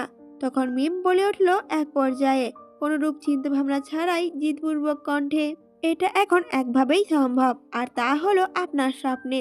আমি যদি ইয়াসিরকে বিয়ে নাও করি, তবু আপনাকে বিয়ে করব না। আদিত তখন গম্ভীর কণ্ঠে বলে উঠল, কেন, কি কারণ আছে এর? মিমো তখন শক্ত কণ্ঠে বলে উঠল, আপনাকে শতবার বলেছি এর কারণ, আমার পক্ষে আর বলা সম্ভব নয়। আপনি বুঝলে বুঝুন, না হলে না বুঝুন, কিন্তু আমি আমার সিদ্ধান্তে অটল থাকব। মিমের এই কথা শোনার পর হুট করে আদিত তার হাতের বাঁধন আলগা করে দিল। শান্ত এবং শীতল কণ্ঠে বলল, ওকে ফাইন, তুমি তোমার সিদ্ধান্তে অটল থাকো, আমিও আমার সিদ্ধান্তে অটল থাকবো। কিন্তু এরপর থেকে যা যা হবে তার সবটাই জন্য তুমি দায়ী থাকবে, মিস মিস। বাতাসের তোড়ে ঠিকঠাক চোখ মেলে রাখা দায় হয়ে পড়েছে মিমের জন্য। ফলে মিম চোখ জোড়া বন্ধ করে জানালার দিকে মুখ করে সিটে হেলান দিয়ে বসে রয়েছে। আর গাড়ি স্বাভাবিক গতির তুলনায় বেশ দ্রুতই গতিতে ছুটছে। এর পিছনে অবশ্য আদ্রিসই দায়ী। উনি ওনার রাগটা সম্পূর্ণভাবে এই বেচারা গাড়ির উপর বের করে দিচ্ছেন। কিন্তু আফসোস, জানের ভয়ে ওনার মাঝে বয়ে যাওয়া সুপ্ত রাগটা পুরোপুরিভাবে এই গাড়ির উপর বের করতে পারছেন না উনি। এদিকে এরকম ড্রাইভিং এর স্পিড দেখে মিমের মাঝে ভয়টা এসে জড়ো হওয়ার কথা থাকলেও কিন্তু মিমের মধ্যে কোনো রকম ভয় কাজ করছে না। অন্য সময়ে স্বাভাবিক অবস্থায় থাকলে গাড়ির এই গতি দেখে মিম নির্ঘাত অক্কা পেত। কিন্তু আজ এখনো এমন কিছুই হলো না মিমের মধ্যে। আজ আদিত মিমের পাশে আছে বলেই অতটা ভয় পাচ্ছে না মিম। ব্যাপারটা ভীষণ অদ্ভুত, তাই না? যে মানুষটাকে মিম মাত্র 1 মাস হলো চিনেছে, সেই মানুষটার কাছেই মিম পান খোয়ানোর মতো মুহূর্তেও অসম সাহস অনুভব করছে। তখন গাড়িতে ওঠার পরপরই ভীষণ অস্থির অনুভব করে মিম। চিন্তায় ছিল মিম পরবর্তীতে আদ্রিস কী করবেন তা ভেবেই মিমের শ্বাস প্রশ্বাস বন্ধ হয়ে যাবার উপক্রম হয়ে আসছিল। সেই মুহূর্তে নিজেকে স্বাভাবিক করতে মিম গাড়ির উইন্ডোর কাঁচগুলো নামিয়ে দিয়ে ঠান্ডা হাওয়া উপভোগ করতে শুরু করে। কিছুক্ষণ পরে মনটা বেশ ভালো হয়ে আসে। তবুও মিমের মস্তিষ্কে চলতে থাকে আদ্রিসের বলা প্রতিটি কথা। ওনার পরবর্তী কদম কি হতে চলেছে তা মিম কিছুতেই আন্দাজ করতে পারল না। তবে আদ্রিস যে বিশাল কিছু করার মতলব নিয়ে বসে আছেন তা এই মুহূর্তে ওনার শান্তশিষ্ট মুখশ্রী দেখেই বলে দেওয়া সম্ভব হচ্ছে। আধ ঘন্টার মাঝেই তারা বাসায় পৌঁছে গেল। আদ্রিস মিমকে নামিয়ে দিয়ে কোনোরূপ কথাবার্তা ছাড়াই নিজের বাড়ির উদ্দেশ্যে রওনা দিলেন। ওনার এরকম নীরবতা দেখে মিম ভেতরে ভেতরে বেশ ঘাবড়ে গেল। কারণ নিজেকে প্রকাশ করা মানুষগুলো যখন এরকম নীরবতা পালন করে তখন তা আতঙ্কের কারণ হয়ে দাঁড়ায়। তারা নিশ্চুপ মানে এর অর্থ সেই মানুষটি নিশ্চিত রূপে নিজের মাঝে বড় কোনো পরিকল্পনার সূত্রপাত ঘটিয়েছে, যা সম্পূর্ণরূপে মিমের অজানা রয়ে গেল। মিম ক্লান্ত শরীরটা নিয়ে রুমে আসতেই আপু মিমকে ঘিরে ধরল। কলেজ ছুটির আধ ঘন্টা পর কেন ফিরেছি এই নিয়ে প্রশ্নের ঝুড়ি নিয়ে বসে পড়ল নাফিসা। মিম অবশ্য রিস্কা না পাওয়ার ব্যাপারটা ভান করে বলল আপুকে। আর আপু বিশ্বাস করে নিল মিমের কথা। কিন্তু এরপর মিমের পিছু ছাড়ল না। কারণ মিমের জন্য সে পার্লারে অ্যাপয়েন্টমেন্ট নিয়ে এসেছে, দ্রুত সেখানে যেতে হবে তাকে। কিন্তু এই মুহূর্তে পার্লারে যাওয়া নিয়ে মিমের বেশ অনীহা কাজ করলো। মিম আপুর সাথে এক প্রকার ঝগড়া করেই জয়ী হলো। এরপর আর কি, আপু হাল ছেড়ে দিয়ে আম্মুকে মিমের নামে অভিযোগ শোনাতে ফোন দিল। আর মিম আম্মুর মুখে বকা শোনার পূর্বেই কম্বল মুড়ি দিয়ে শুয়ে পড়ল। কিছুক্ষণের মাঝে ঘুমানোর এমন একটা ভান করলো যে মিম শোয়ার সাথে সাথেই গভীর ঘুমে মগ্ন হয়ে গিয়েছে। এবার মিমকে ঘুম থেকে জাগিয়ে দেখাক। কিন্তু এভাবে ঘুমের ভান করতে করতে কখন যে সত্যি সত্যি ঘুমিয়ে পড়েছে মিম তা টের পায়নি। রাত প্রায় 8:30টার দিকে মিমের দীর্ঘ ঘুমের ইতি ঘটল। এই 8:30টার সময়ে হয়তো মিমের ঘুমটাও ভাঙতো না যদি না আদ্রিসকে স্বপ্নে দেখতো।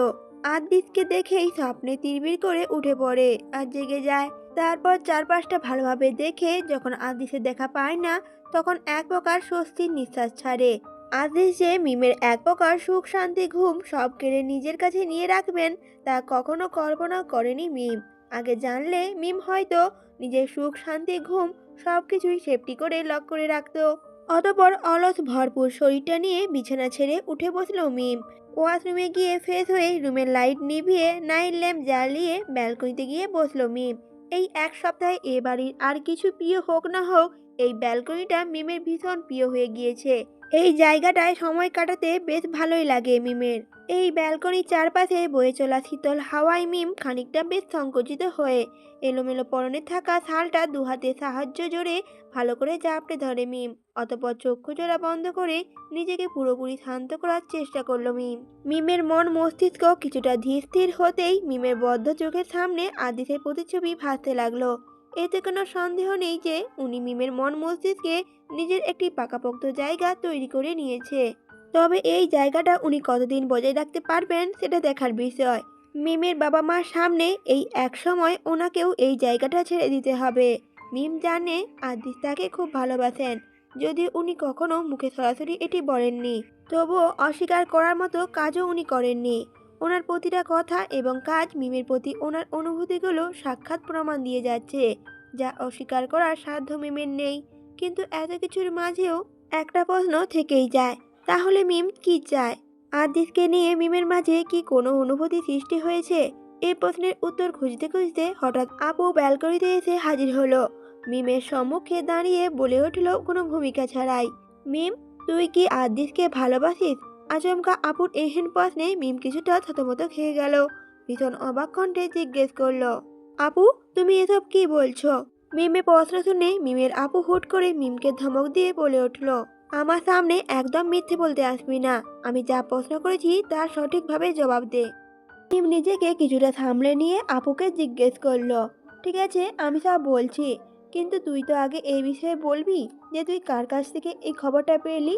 প্রতি উত্তরে নাফিসা বলে উঠল, দারোয়ানের কাছ থেকে খোঁজটা পেয়েছি।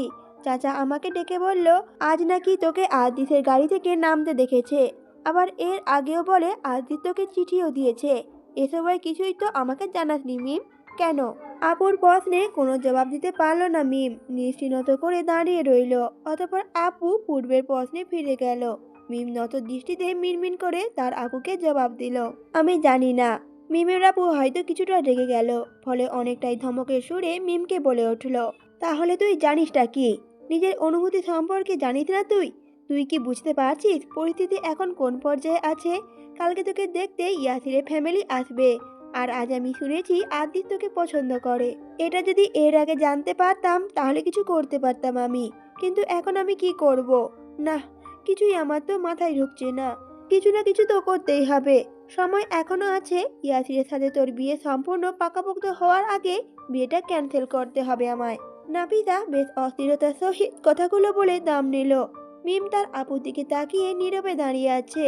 আপু কিছুক্ষণ বাদে পুনরায় মিমকে ধমকে সরে বলে উঠল, মিম, তুই বোবার মতো দাঁড়িয়ে আছিস কেন? কিছু একটা তো বল আমাকে। আপুর এরকম প্রশ্নের পর্বের জন্য মিমের ভেতরে সবটাই অগোছালো হয়ে এলো। ফলস্বরূপ মিম নিজের অজান্তে নিজেকে নিয়ন্ত্রণ না করতে পেরে তার আপুকে জড়িয়ে ধরলো, আর তার সাথে সাথে কান্না করতে শুরু করলো। মিমের কান্না দেখে মিমের আপু কিছুটা নরম হয়ে এলো। মিমের আপু মিমকে জড়িয়ে ধরে মাথায় হাত বুলিয়ে দিতে দিতে কোমল গলায় জিজ্ঞেস করলো, নিজেকে প্রশ্ন কর মিম, এখনো কি আদিতের জন্য তোর মনে কিছু ফিল হচ্ছে? মিম নিশ্চুপ হয়ে ভাবতে লাগলো। তার আপুর এরকম প্রশ্নের জবাব নিঃসন্দেহে হ্যাঁই হবে, কারণ আদিতকে নিয়ে মিম কিছুটা ফিল করে। কিন্তু মিম সবসময় নিজেকে নিয়ন্ত্রণ করে রেখেছে। সেই অনুভূতি পুরোপুরি জাগৃত হওয়ার পূর্বেই তাকে দাবিয়ে রেখেছে মিম। কিন্তু এত কিছু করেও মিম নিজেকে আর শক্ত করতে পারেনি। নাফিসা বলে উঠল আবার, কি ব্যাপার মিম, জবাব দে এবার। মিম এবার মিনমিন কণ্ঠে বলে উঠল, জানি না। মিমের আপু মিমকে পুনরায় প্রশ্ন করলো, ওর সাথে থেকে তুই নিজেকে সুরক্ষিত অনুভব করিস কখনো? না ওর সাথে থাকতে কখনো খারাপ কিছু ফিল করেছিস তুই? মিম তখন প্রতি উত্তরে বলে উঠল, না আপু, আমি আদিতের সাথে থাকলে নিজের অনুভূতিগুলোকে চিনে উঠতে পারি না। ওনার সাথে থাকলে না সব সময় ছোটখাটো ঝগড়া করেই সময়টা কাটিয়ে ফেলি। কিন্তু ঝগড়া শেষে যখন উনি এক অদ্ভুত এক হাসি দিয়ে আমার দিকে চেয়ে থাকেন, তখন প্রচণ্ড অস্থির অনুভব করি আমি। কিন্তু পর মুহূর্তে নিজেকে নিয়ন্ত্রণ করে ফেলি। জানিস আপু, আমি সবসময় নিজের থেকেই নিজেকে লুকিয়ে রেখেছি, যেন আমার আমি মাঝেই অপর এক সত্তা বাস করছে, যাকে আমি সবসময় লুকিয়ে রেখেছি। আমি না কেমন যেন আপু, আমি সবসময় আপু আম্মুকে খুবই ভালোবাসি। তাদেরকে কষ্ট পেতে দেখা আমার জন্য সম্ভব না আপু।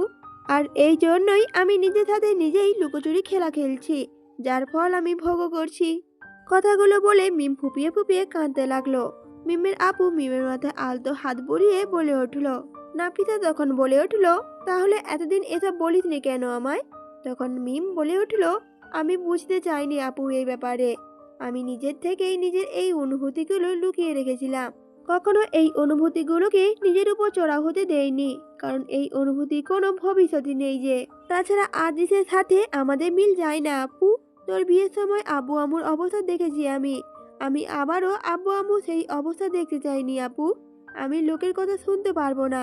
আমি এসব থেকে বাঁচতে চেয়েছি, কিন্তু এখন মনে হয় এর থেকে বাঁচা অসম্ভব হয়ে পড়বে আমার জন্য, কারণ আমার নিজেকে নিয়ন্ত্রণ করার বাঁধ ভেঙে গিয়েছে।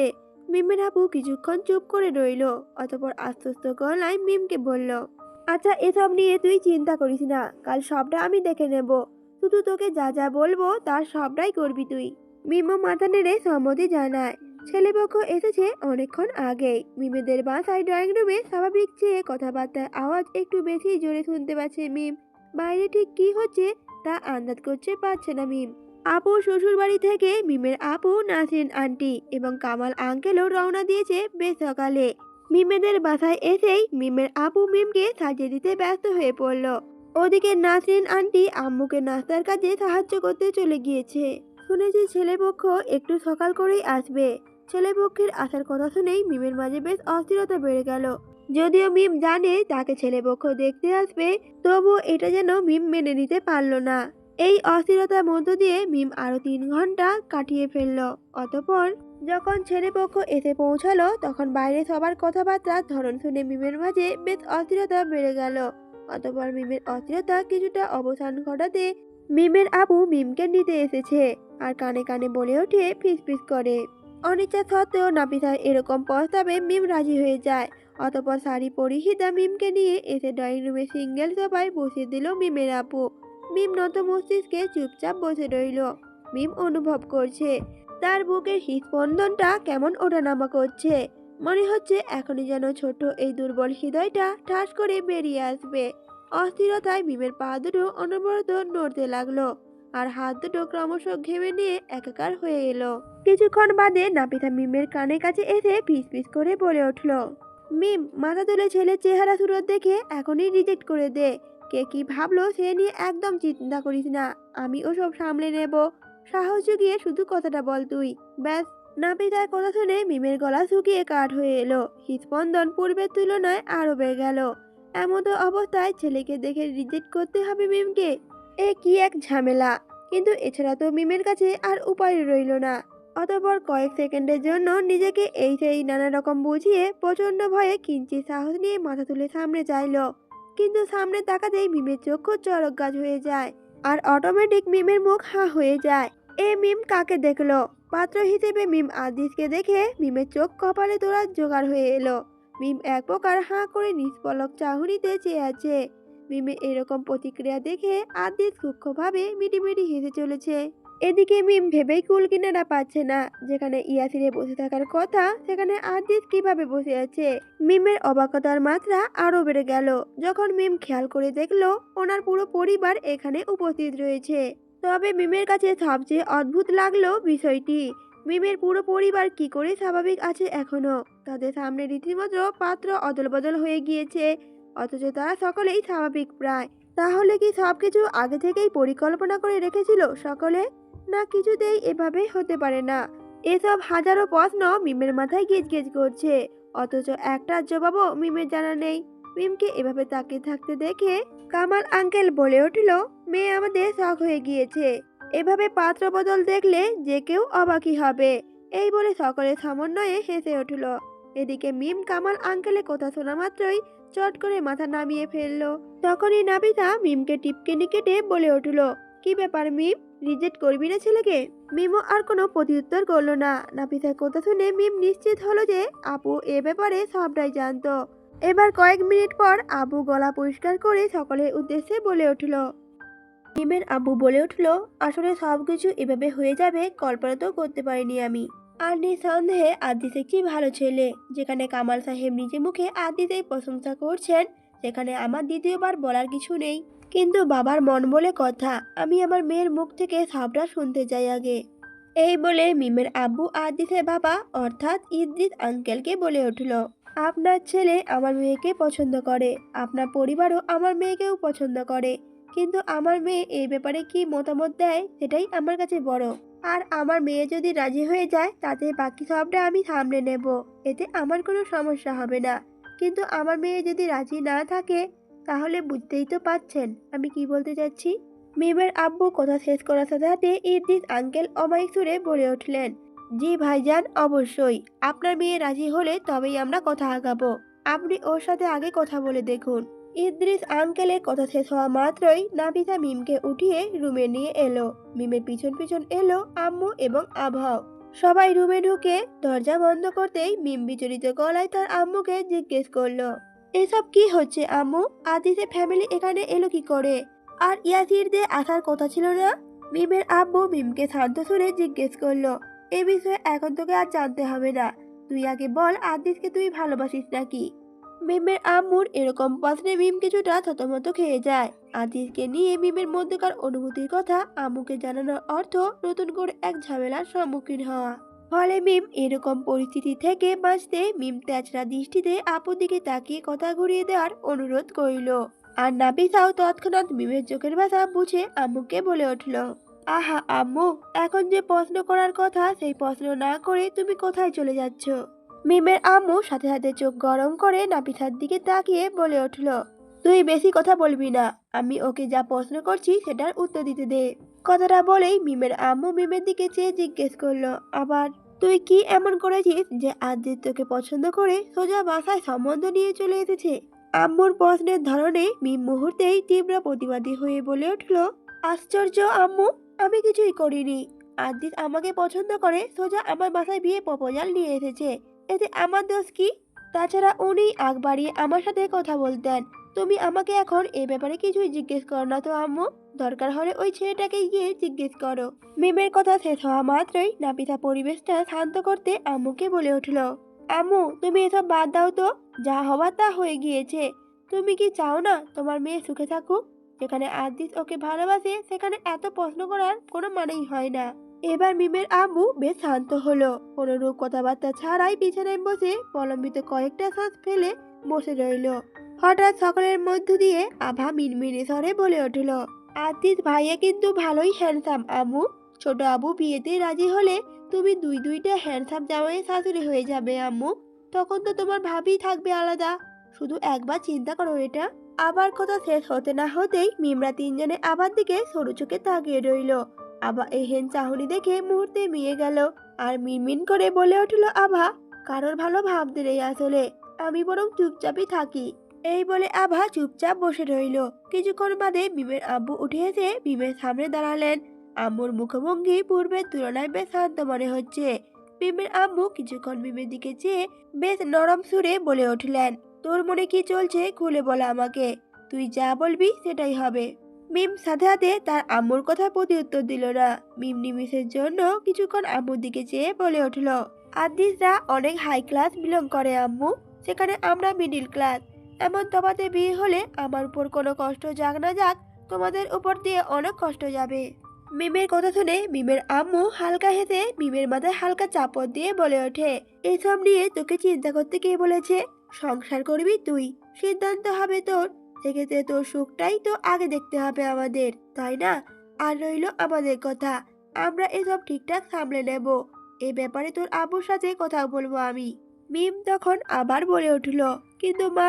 মিমের মা বলে ওঠে, কোনো কিন্তু না, তুই শুধু তোর সিদ্ধান্তটা শুনিয়ে দে, ব্যাস। আর কোনো কথা শুনতে চাই না আমি। মিম মৌনতা কিছুক্ষণ পালন করে, তারপর নত মস্তিষ্কে দাঁড়িয়ে রইল।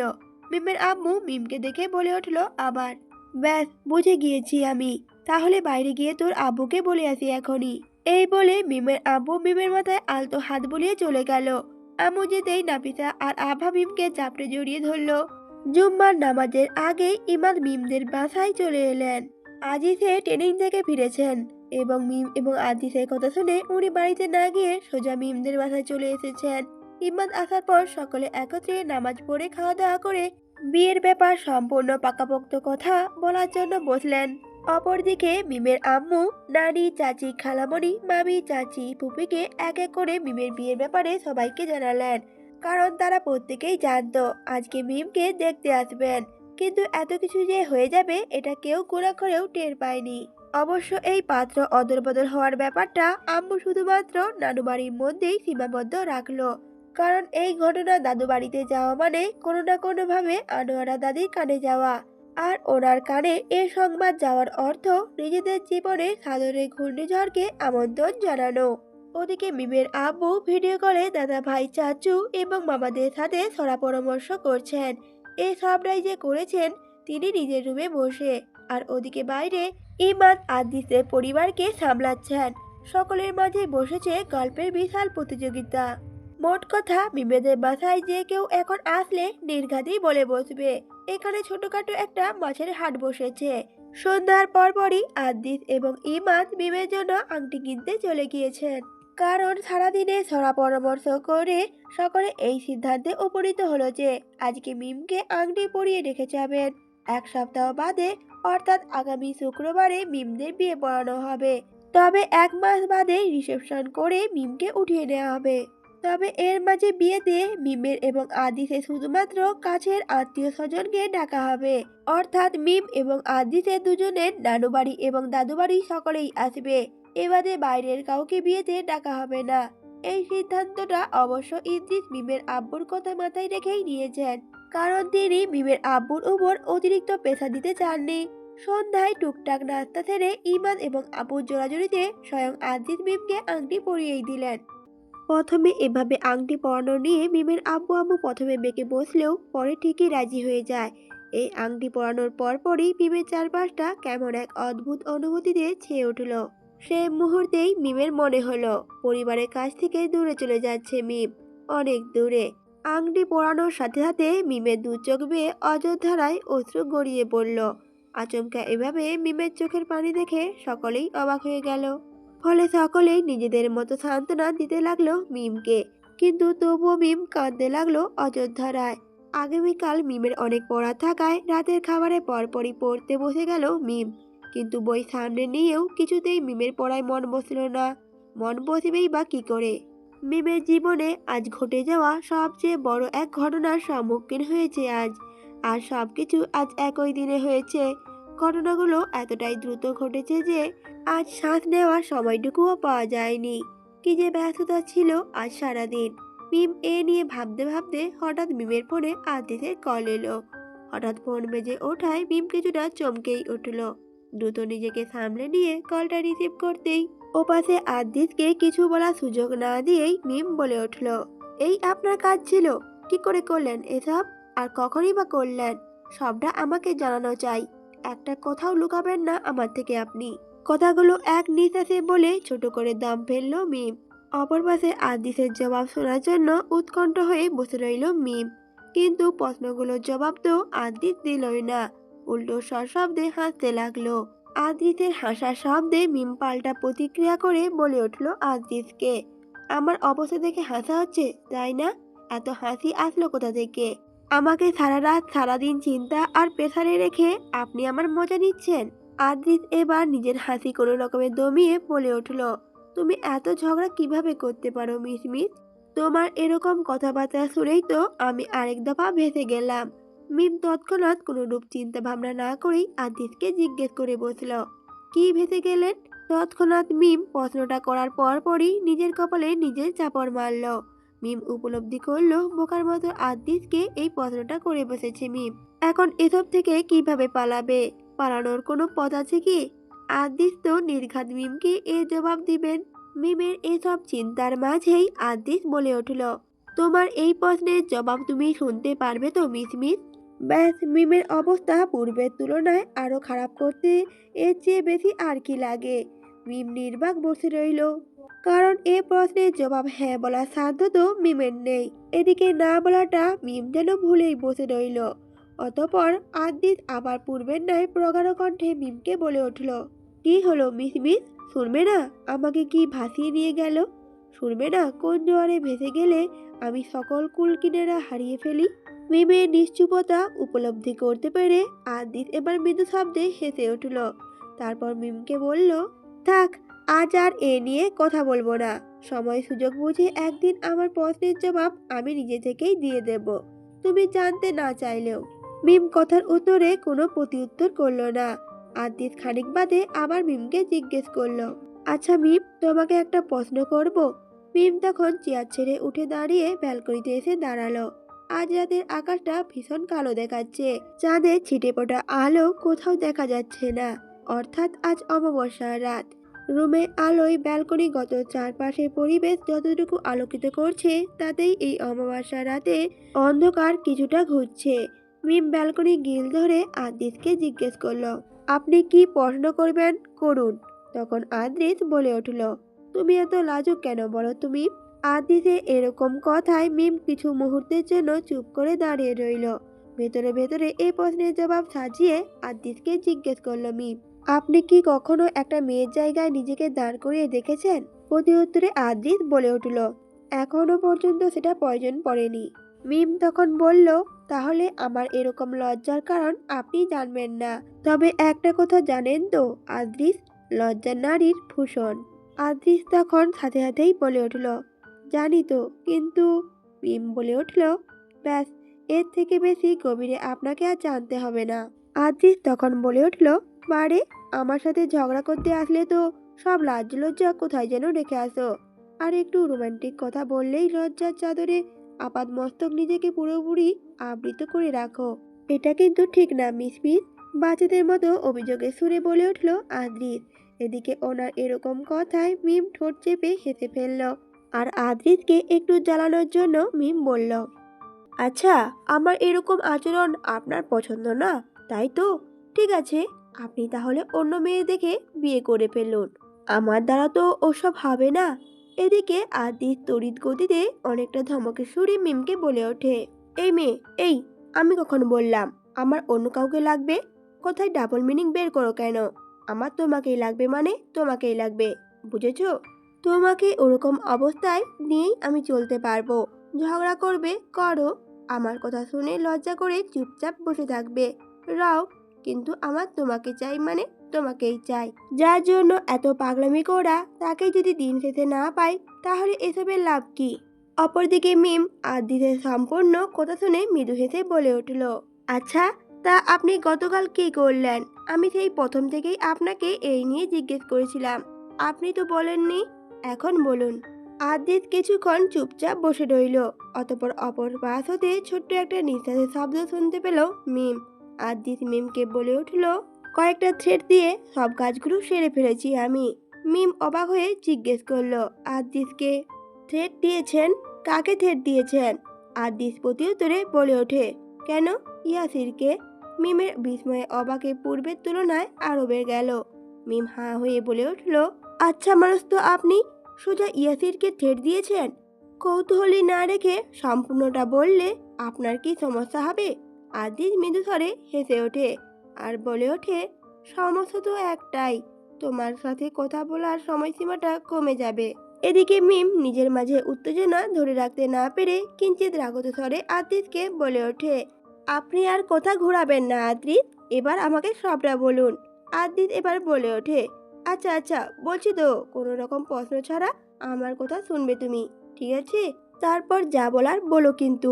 মিম সাথে সাথেই বলে ওঠে, আচ্ছা ঠিক আছে, এবার বলুন আপনি। অতঃপর আদিত একটা জোরে নিঃশ্বাস ছেড়ে বলা শুরু করলো, গতকাল বাসায় গিয়ে ইয়াসিরের ফ্যামিলির সব খোঁজ খবর নিয়েছি আমি। ইয়াসিরের সম্পর্কে অনেক কিছু জেনেছি, খবরের মাধ্যমে জানতে পারলাম সেটা বেশ নরম সরম, কিন্তু বোকাশোকা গোছের। ব্যাস, ওর নেচার সম্পর্কে জানার পর আমার কাজ আরও সোজা হয়ে গেল। পরে সন্ধ্যায় ছেলেটাকে নিয়ে সন্ধ্যায় এক রেস্টুরেন্টে নিয়ে নানা রকম থ্রেট দিলাম, বেচারা ভয় পেয়ে গেল। তারপর বাসায় গিয়ে আমার কথা মতো সে তোমাকে রিজেক্টও করে দিল। তবে এই রিজেক্টেশনটা আরো পাকাপোক্ত করতে আমি ইয়াসিরের বাবার সাথেও কথা বললাম। আঙ্কেলও বেশ সোজা সরল মানুষ, তাই ওনাকে সবকিছু বুঝিয়ে বললাম আমরা একে অপরকে পছন্দ করি, কিন্তু কিছু সমস্যার কারণে তুমি সরাসরি তোমার বাবাকে আমার কথা বলতে পারোনি। এই জন্য ওনাকে অনেক রিকোয়েস্ট করলাম, উনিও যেন তোমার বাবাকে বিয়ে ভেঙে দেওয়ার কথা বলে, ইভেন আমার কথা যেন বলে দেয়। আঙ্কেল তোমার বাবাকে সবকিছু বললেন, কিন্তু উনি এসব কিছু বললেন আজ সকালে। তোমার বাবা ইয়াসিরের বাবার কথা শোনার পর অনেক চিন্তিত হয়ে পড়েন, কিন্তু তোমার বাবার এই চিন্তার বেশিক্ষণ টিকতে পারেনি, কারণ আমার আব্বু আম্মু, ইয়াসিরের আব্বু আম্মু তোমার বাবাকে শান্ত করেন আর নানা রকম কথাবার্তার মাধ্যমে বুঝান ওনাকে। আর যেখানে ইয়াসির তোমাকে নিজে থেকে রিজেক্ট করেছে, সেখানে এই বিয়ে সম্বন্ধ আগানোর তো কোনো প্রশ্নই উঠছে না। ব্যাস, এরপর আমার কাজ হয়ে গেল। মিম এবার বলে উঠল, আপনি আমার আব্বুকে আমার কথা বলেছেন? আদিত প্রতি উত্তরে বলে ওঠে, পাগল নাকি, আমি তোমার কথা বলবো কেন? আমি তো শুধু আমার কথাই বলেছি। মিম প্রতি উত্তরে বলে ওঠে, তাহলে ইয়াসিরের বাবা আমার আব্বুকে কিছু বলেননি তো? তখন আদিত বলে ওঠে, আরে না না, আমি তো আগেই বলে রেখেছি যেন তোমার কথা এর মধ্যে না আসে।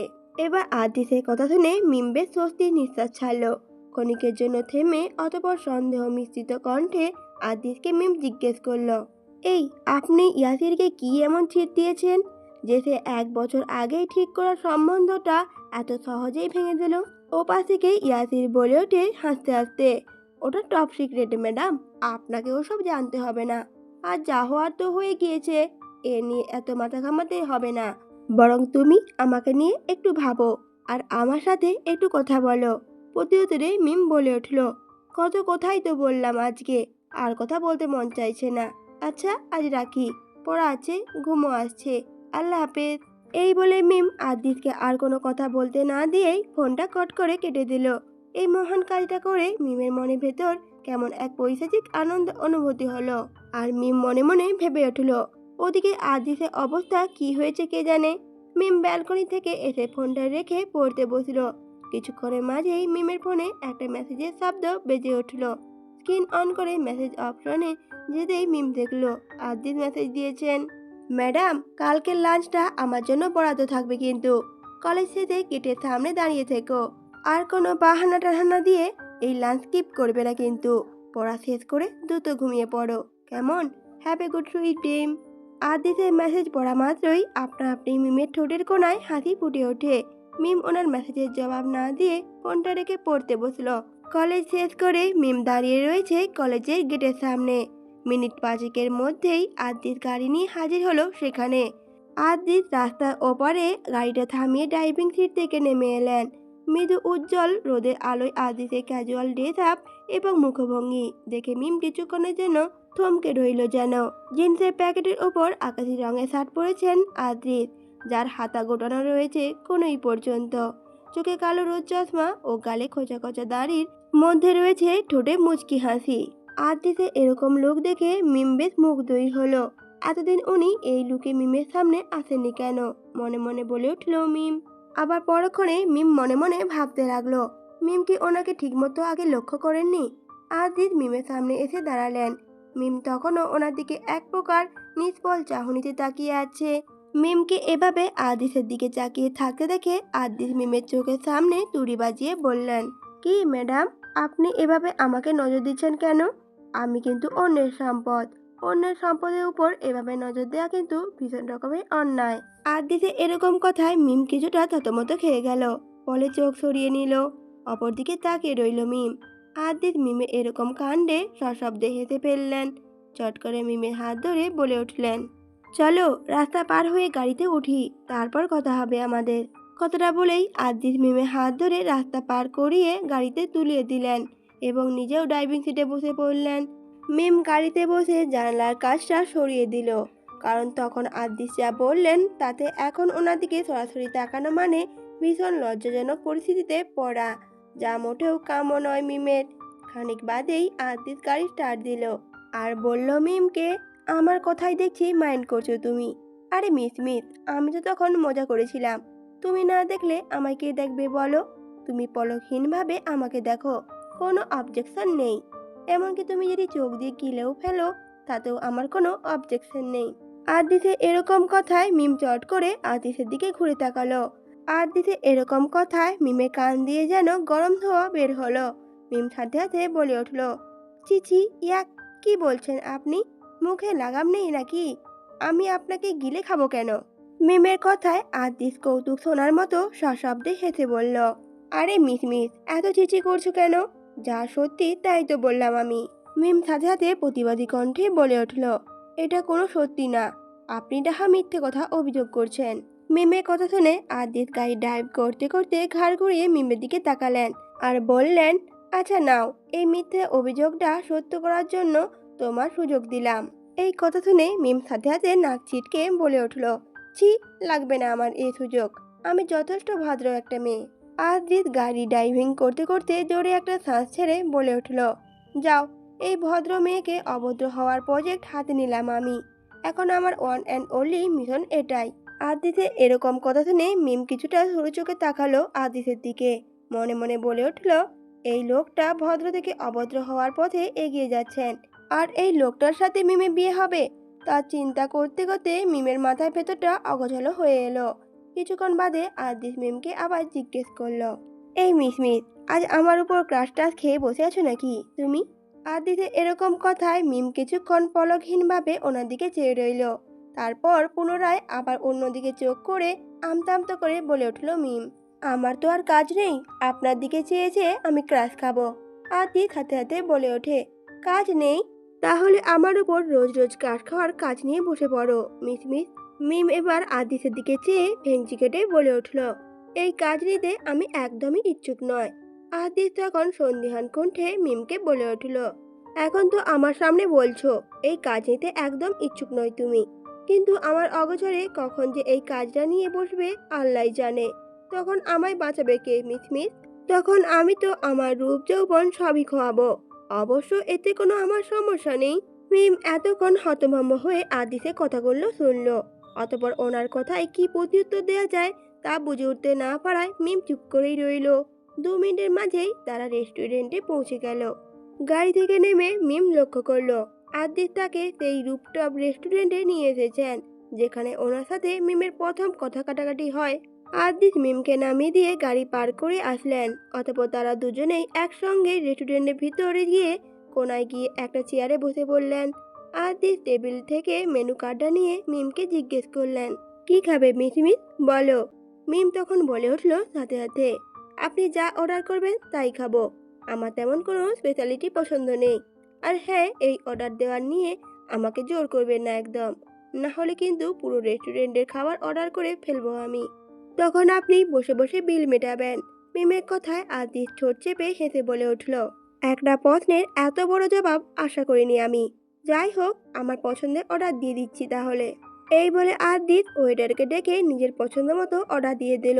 ওয়েটারটি অর্ডার নিয়েই চলে যাওয়ার পর আদিস মিমের দিকে তাকিয়ে মুচকি হাসলেন আর ভ্রুজোড়া নাচিয়ে মিমকে জিজ্ঞেস করলেন, তা কি ম্যাডাম, কি অবস্থা আপনার?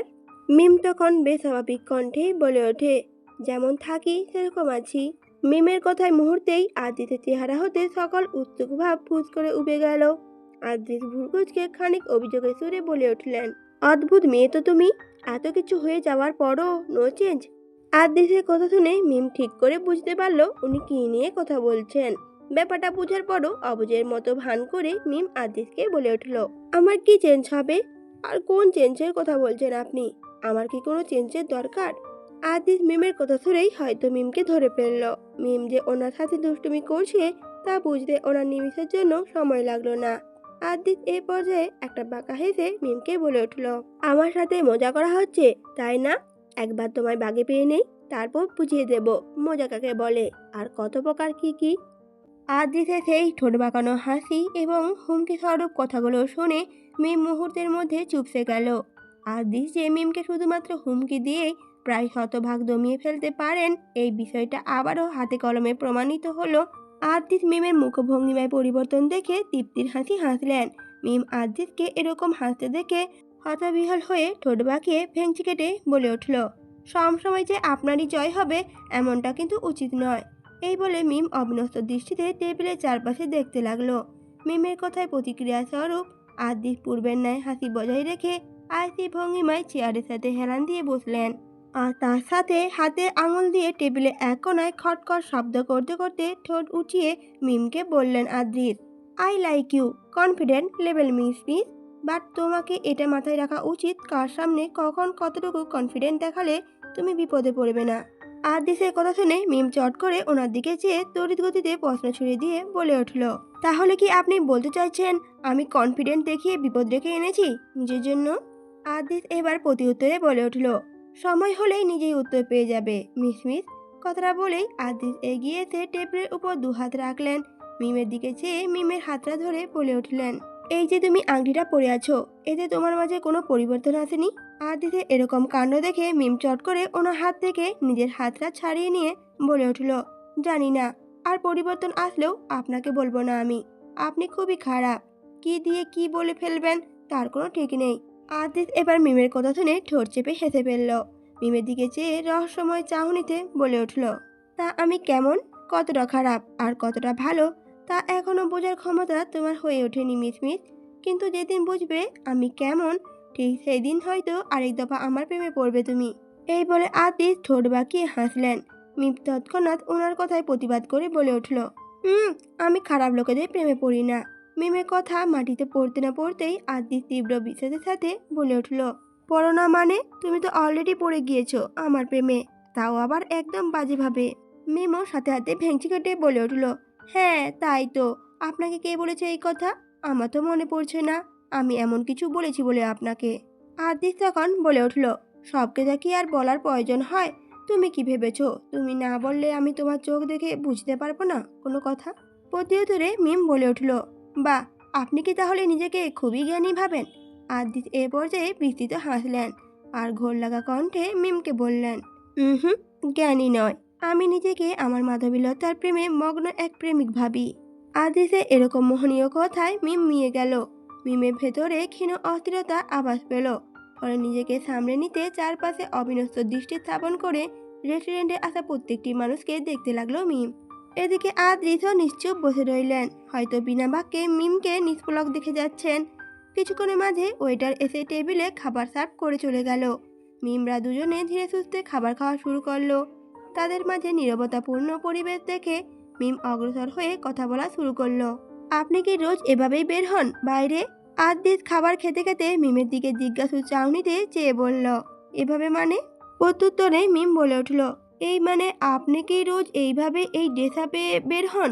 মিমের প্রশ্নে আদিত মৃদু শব্দে হেসে বলে উঠল, কেন বলো তো? মিম এ পর্যায়ে খানিক চুপসে গেল। অবিন্যস্ত কণ্ঠে মিম আদিতকে বলে উঠল, না মানে এমনি আপনাকে বলেছিলাম। আদিত পুনরায় পূর্বের ন্যায় হেসে উত্তর দিল, বলা যায় প্রায় সমসময়ই এভাবেই বের হই আমি। আদিতের কথায় মিমের মুখ ভার হয়ে যায়। সাথে সাথে তার মাথায় একটাই প্রশ্নই ঘুরে ওঠে, এর মানে আদিত রোজ মেয়েদের ইমপ্রেস করার মতলবে বের হন? আর এমনটা যদি নাও হয়ে থাকে তবুও তো ওনাকে দেখে রাস্তায় রাস্তায় মেয়েরা ক্রাশ খেয়ে বসে থাকবে।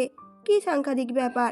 মিমে এরকম নিশ্চুপ থাকতে দেখে আদিত চমকপ্রদ গলায় বলে উঠল, ওয়াও মিস, তুমি কি জেলাস হতে পারো নাকি? আদিতে এরকম প্রশ্নে তৎক্ষণাৎ মিমের মনে হলো মিম জবাবে কি বলবে। ওনাকে হ্যাঁ বলবে, বলবে জেলাস হতে পারে কিনা, কোনো সমস্যা রয়েছে এতে? কিন্তু মিম এরূপ কোনো কথাই বলল না।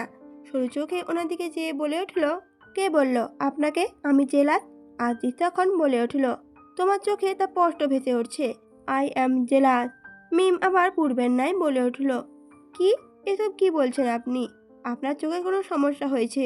আদিত তখন বলে উঠল, তোমার চোখ খাতা কিনা আমি জানি না, তবে তোমার চোখের ভাষা সমস্ত কিছুই আমি পড়তে পারি। প্রত্যুত্তরে মিম বলে উঠল, আপনি এখন যা পড়েছেন সব ভুল পড়েছেন, এমন কিছুই হয়নি।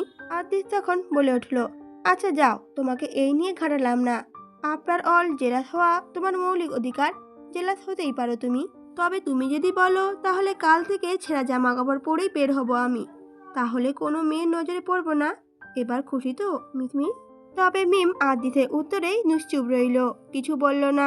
যদিও মিম মনে মনে ঠিকই প্রশ্নের উত্তরে জবাবই হ্যাঁই বলেছে, কিন্তু এটা তো আর আদিতকে জানানো সম্ভব নয়। আদিত খাবার শেষ করে টিস্যু দিয়ে মুখ মুছতে মুছতে মিমকে জিজ্ঞেস করল, তাহলে তোমার আগামী শনিবার থেকে প্ল্যানিং কি? আই মিন বিয়ের পর তোমার প্ল্যানিং কি? মিমের খাবার তখনও শেষ হয়নি। মিম এক চামচ রাইস মুখে পুড়ে দিয়ে কেয়ার না করেই বলে উঠল, কি প্ল্যানিং থাকবে আবার? কোনো প্ল্যানিং নেই। আমি তো আর বিয়ের পর শ্বশুরবাড়ি যাচ্ছি না, সিঙ্গেলের মতো জীবনযাপন কাটাবো। আদিত মিমের কথা শোনা মাত্রই চট করে এগিয়ে এলেন, গাঢ় গলায় হুমকি স্বরূপ মিমকে বলে উঠলেন, এমন ইচ্ছা ভুলেও মাথায় আনবে না তুমি।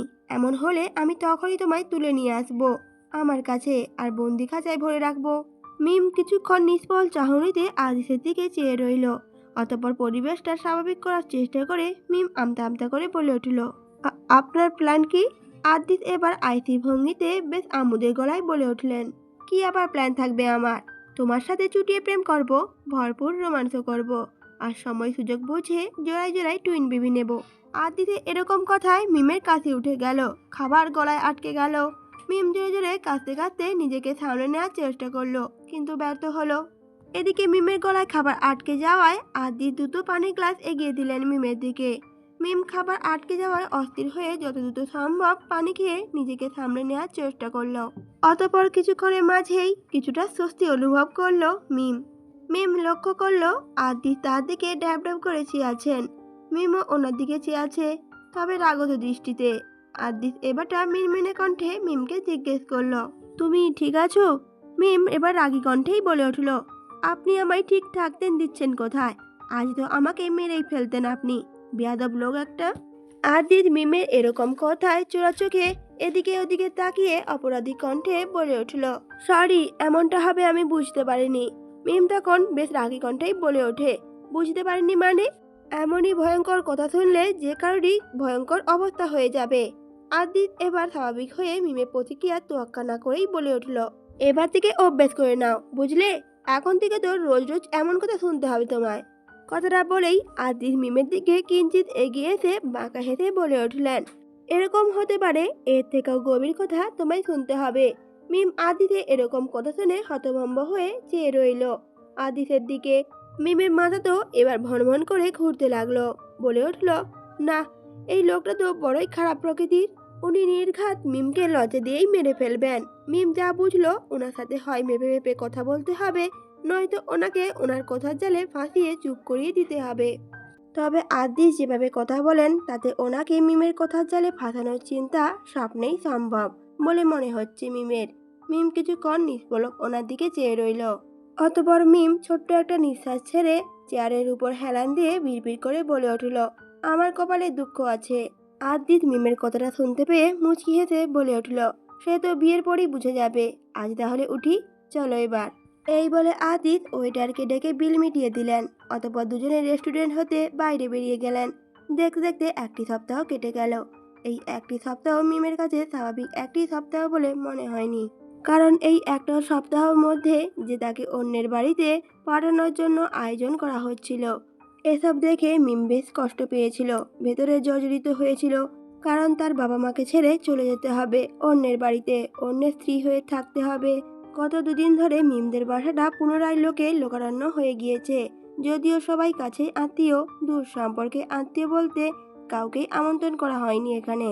যদিও বড়সড় আয়োজন করা হয়নি বিয়ের জন্য, তবুও ছোটখাটো বিয়েতে আয়োজনে কমতি ছিল না। মিমকে সকাল সকাল পার্লারে নিয়ে যাওয়া হলো।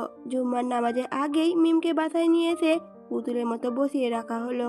সকলের মুখে হাসি ফুটে রইল, অথচ মিম নিশ্চুপ হয়ে বসে রইল।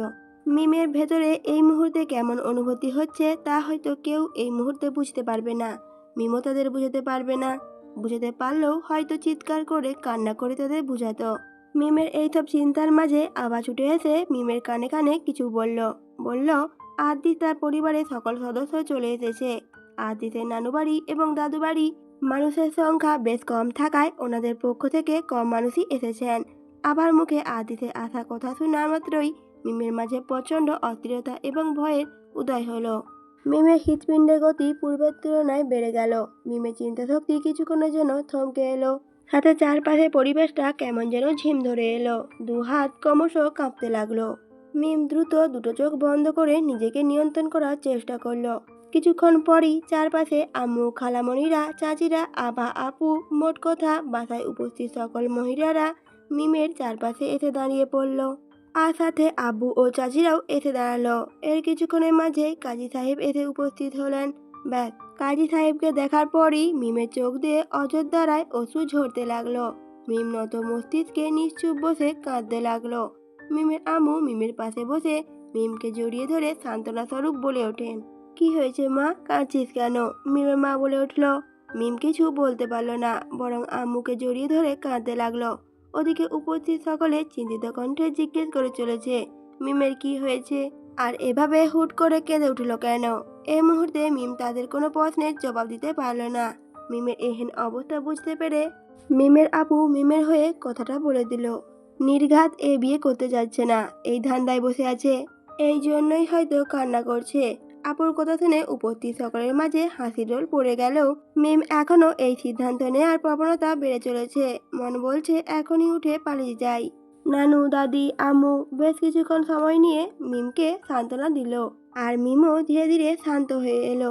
অতঃপর কাজী সাহেব কালিমা পড়ে কবুল বলতে বললে মিম আর কোনো বাধা ছাড়াই কবুল বলে দিল। কিন্তু কবুল বলার পরপরই কাঁদতে লাগলো মিম। আশ্চর্য, আজ কি মিম এই মুহূর্তে প্রতিটা সময় কান্না করবে? মিম যে কিছুতেই নিজের কান্না থামাতে পারছে না। মিমের কান্না কিছুটা কমলে মিমকে আবার পুনরায় সাজানো হলো। ড্রয়িং রুমে বসিয়ে দিল আদিসের পাশে। ওনার পাশে বসতেই কেমন এক অদ্ভুত অনুভূতি ঘিরে ধরল মিমকে। কিছুক্ষণ আগে পর্যন্ত এই মানুষটা মিমের কিছুই ছিল না, এখন সে মিমের জীবন সঙ্গী। একটি শব্দ উচ্চারণের সম্পর্ক বদলে গেল মুহূর্তেই। অথচ এই বদলে যাওয়ার সম্পর্কের মাঝে একদিকে যেমন সুখের আভাস পেল, তেমনি অপরদিকে কিছু হারানো কষ্ট অনুভব করল মিম। এক যেন অদ্ভুত এক অনুভূতি। Family photo, cousin group photo সহ ছবি তোলা শেষে মিম আর আদিতের কাপল ছবি তোলার সুযোগ এলো। দুজনের ছবি তোলার মুহূর্তে ঘরের সব মুরব্বীরা ড্রয়িং রুম হতে বেরিয়ে গেল। তারা চলে যাওয়ার পরপরই আদিত মিমের পাশে বসে আচমকা মিমের ডান হাত নিজের হাতে মুঠোয় নিলেন। আদিতের এরকম কাজে মিম ভীষণ চমকে উঠল। উনি বোধহয় মিমকে আরেক দফা চমকে দিয়েই মিমের কানে প্রায় কাছাকাছি এসে পিস পিস করে বলে উঠলেন, আজ থেকে তোমার এই হাত ধরার ন্যায্য অধিকার পেলাম। ওয়াদা করলাম মৃত্যুর আগ পর্যন্ত এই হাত ছাড়বো না আমি। আদিতের এরকম কথা শুনে মিম লজ্জায় কুঁকড়ে গেল। এদিকে আদিত মিমের হাত ধরেছেন, এই নিয়ে তো মিমের কাজিনরা, বান্ধবীরা এবং আপুরও মজা নিতে লাগলো। ইমাদ আদিতকে বেশ টিপ্পিনি কেটে বলে উঠল, ভাই তোর কি দশ হয়েছে না, তাই না? নিজেকে কন্ট্রোল করো আদিত মিয়া, রুমে রোমান্স করার বহু সুযোগ পাবে। অ্যাটলিস্ট এখন কয়েকটা ছবি তুলিয়ে নে। ইমাদের এরকম কথায় সকলে হো হো করে হেসে উঠল। এদিকে মিম না পারছে লজ্জায় এখানে বসে থাকতে, আর না পারছে এখান থেকে উঠে চলে যেতে। এদিকে আদিত মিমের হাত পূর্বের ন্যায় ধরেই আছেন। এতগুলো কাজিন এবং ফ্রেন্ডের কথা শুনে যে হাতটা ছেড়ে দেবে তা নয়, বরং আদিত আরো শক্ত করে মিমের হাতটা ধরে আছে, যেন ছেড়ে দিলেই মিম উড়ে যাবে। মিম আড়ালে আড়ালে ওনার হাতে হাত কষতে থাকে, নিজের হাত ছাড়িয়ে নেওয়ার চেষ্টা করে, কিন্তু ওনার সাথে পেরে উঠতে পারল না মিম। মিম শেষমেশ হাল ছেড়ে দিয়ে উনি যেভাবে মিমের হাত ধরে রাখলেন সেভাবেই বসে রইলেন।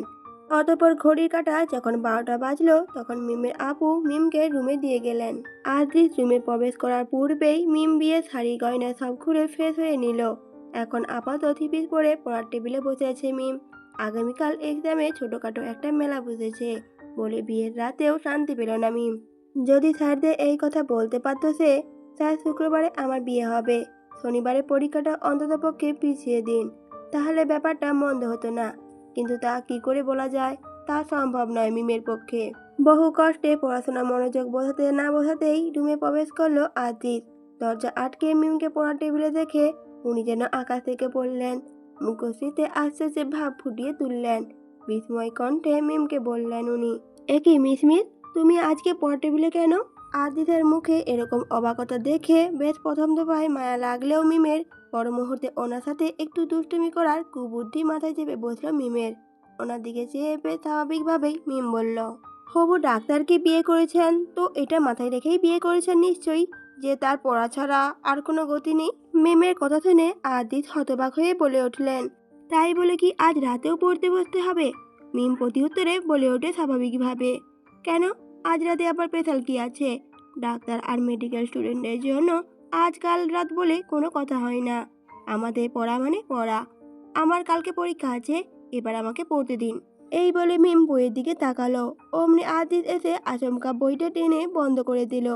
ওনার এরকম কাজে মিম কিছুটা রাগান্বিত হয়ে বলে উঠল, সমস্যা কি আপনার? আমাকে পড়তে দিবেন না নাকি? আদিত কোনো কথা না বলে দু হাত আড়াআড়ি ভাবে বুকে গুজে বলে উঠল, জি না ম্যাডাম, আজকে আপনাকে পড়তে দেওয়া যাবে না। এই বলে আদিত বইটা হাতে নিয়ে মিমের টেবিলের কাছ থেকে সরে এসে দাঁড়ালেন। এদিকে মিমের পড়া বাকি, আর অন্যদিকে উনি এরকম করছেন দেখে মিম বেশ ক্রোধিত হয়ে উঠে দাঁড়ালো। মিম আদিতের কাছে গিয়ে বই চাইতেই আদিত একটা শয়তানি হেসে বলে উঠলেন, আজ বই পাবে না মিচমিচ, কোনো বউকে কি দেখেছো বিয়ের রাতে স্বামীর সাথে রোমান্স বাদ দিয়ে পড়ালেখা করছে? মিম ভীষণ বিরক্ত হলো। আদিতকে বলে উঠল, হ্যাঁ অনেক আছে এমন, আমি বরং কালকে আপনাকে লিস্ট করে তাদের নামগুলো বলে দেব। আজ অন্তত আমার বইটা দিন, আমার অনেক পড়া বাকি, কালকে পেন্ডিং খেলে সেই পরীক্ষা আবারও দেয়া কঠিন হয়ে পড়বে। এই বলে মিম ওনার হাত হতে বইটা নেওয়ার চেষ্টা করলো, কিন্তু আদিত মিমকে বইটা তো দিলই না, বরং হাতে বই নিয়ে হাতটা উঁচু করে রাখলেন যেন মিম বইয়ের নাগাল না পায়। সেই মুহূর্তে আদিতের মুখশ্রীতে ফুটে উঠেছে বিজয়ের হাসি, এবং মিমের মুখশ্রীতে ফুটে উঠেছে অসহায়ত্বের ছাপ। কিছুক্ষণ প্রচেষ্টা করার পরও যখন আদিতের কাছ থেকে বইটা পেল না মিম, তখন হাতটা নামিয়ে নিয়ে অসহায় কণ্ঠে আদিতকে বলে উঠল মিম, প্লিজ আদিত, বইটা খুব দরকার, দিন তো। মিমের কণ্ঠ শুনে আদিত কিছুটা মোলায়েম হলেন, ভ্রু নাচিয়ে জিজ্ঞেস করলেন, ঠিক আছে বইটা তুমি পেয়ে যাবে, তবে আমার কিছু প্রশ্নের জবাব দিতে হবে তোমায়। এবার বাধ্য হয়েই মিমকে রাজি হতে হলো আদিতের শর্ত শোনার জন্য। মিম বলে উঠল, আচ্ছা ঠিক আছে, করুন, কি প্রশ্ন করবেন? এই বলে মিম ভীষণ বিরক্ত নিয়ে ওনার দিকে চেয়ে রইল। অতপর উনি কয়েক মুহূর্ত মিমের দিকে চেয়ে রইলেন। অতপর আচমকা মিমের কোমর ধরে নিজের কাছে টেনে আনলেন। ওনার এরকম কাণ্ডে মিম যেন আকাশ থেকে পড়ল। আদিতে বাহুডোর হতে নিজেকে ছাড়িয়ে নেওয়ার চেষ্টা করলো মিম, কিন্তু বরাবরের মতোই ব্যর্থ হলো। বরঞ্চ মিমের এরকম প্রচেষ্টা দেখে আদিত মিমকে নিজের সাথে আরো মিশিয়ে নিলেন। ফলস্বরূপ মিম তৎক্ষণাৎ চোখ দুটো বন্ধ করে নিল। এ পর্যায়ে আদিতের তপ্ত নিঃশ্বাস মিমের চোখে মুখে আছড়ে পড়ছে। মোহনীয় কণ্ঠে আদিত বলে উঠল মিমকে, বিয়ের সময় তুমি ওভাবে কান্না করেছিলে কেন? মিম কোনোরূপ জবাব দিতে পারল না, কারণ এই প্রথম আদিতের এতটা নিকটে এসে মিমের ভেতরে অস্থিরতা দানা বাঁধতে শুরু করলো। শ্বাস প্রশ্বাসের গতি ধীরে হয়ে এলো, হৃদস্পন্দন অস্বাভাবিক হারে বেড়ে গেল। আদিত পুনরায় মিমকে জিজ্ঞেস করলো, কি ব্যাপার বলো, অত কাঁদছিলে কেন? আমার বিয়ে করার ইচ্ছে ছিল না বুঝি? মিম জবাব দিল না। আদিত এ পর্যায়ে মিমের কানের কাছে মুখ এনে ফিসফিস করে বলে উঠল, মিস মিস, আমি তোমায় সবসময় আমার পাশে চাই, সব সময়। মিমও তখন মোহনীয় কণ্ঠে ডুবে গিয়ে বলে ওঠে, আমি তোমার সব সময় পাশে থাকবো আদিত, সব সময়।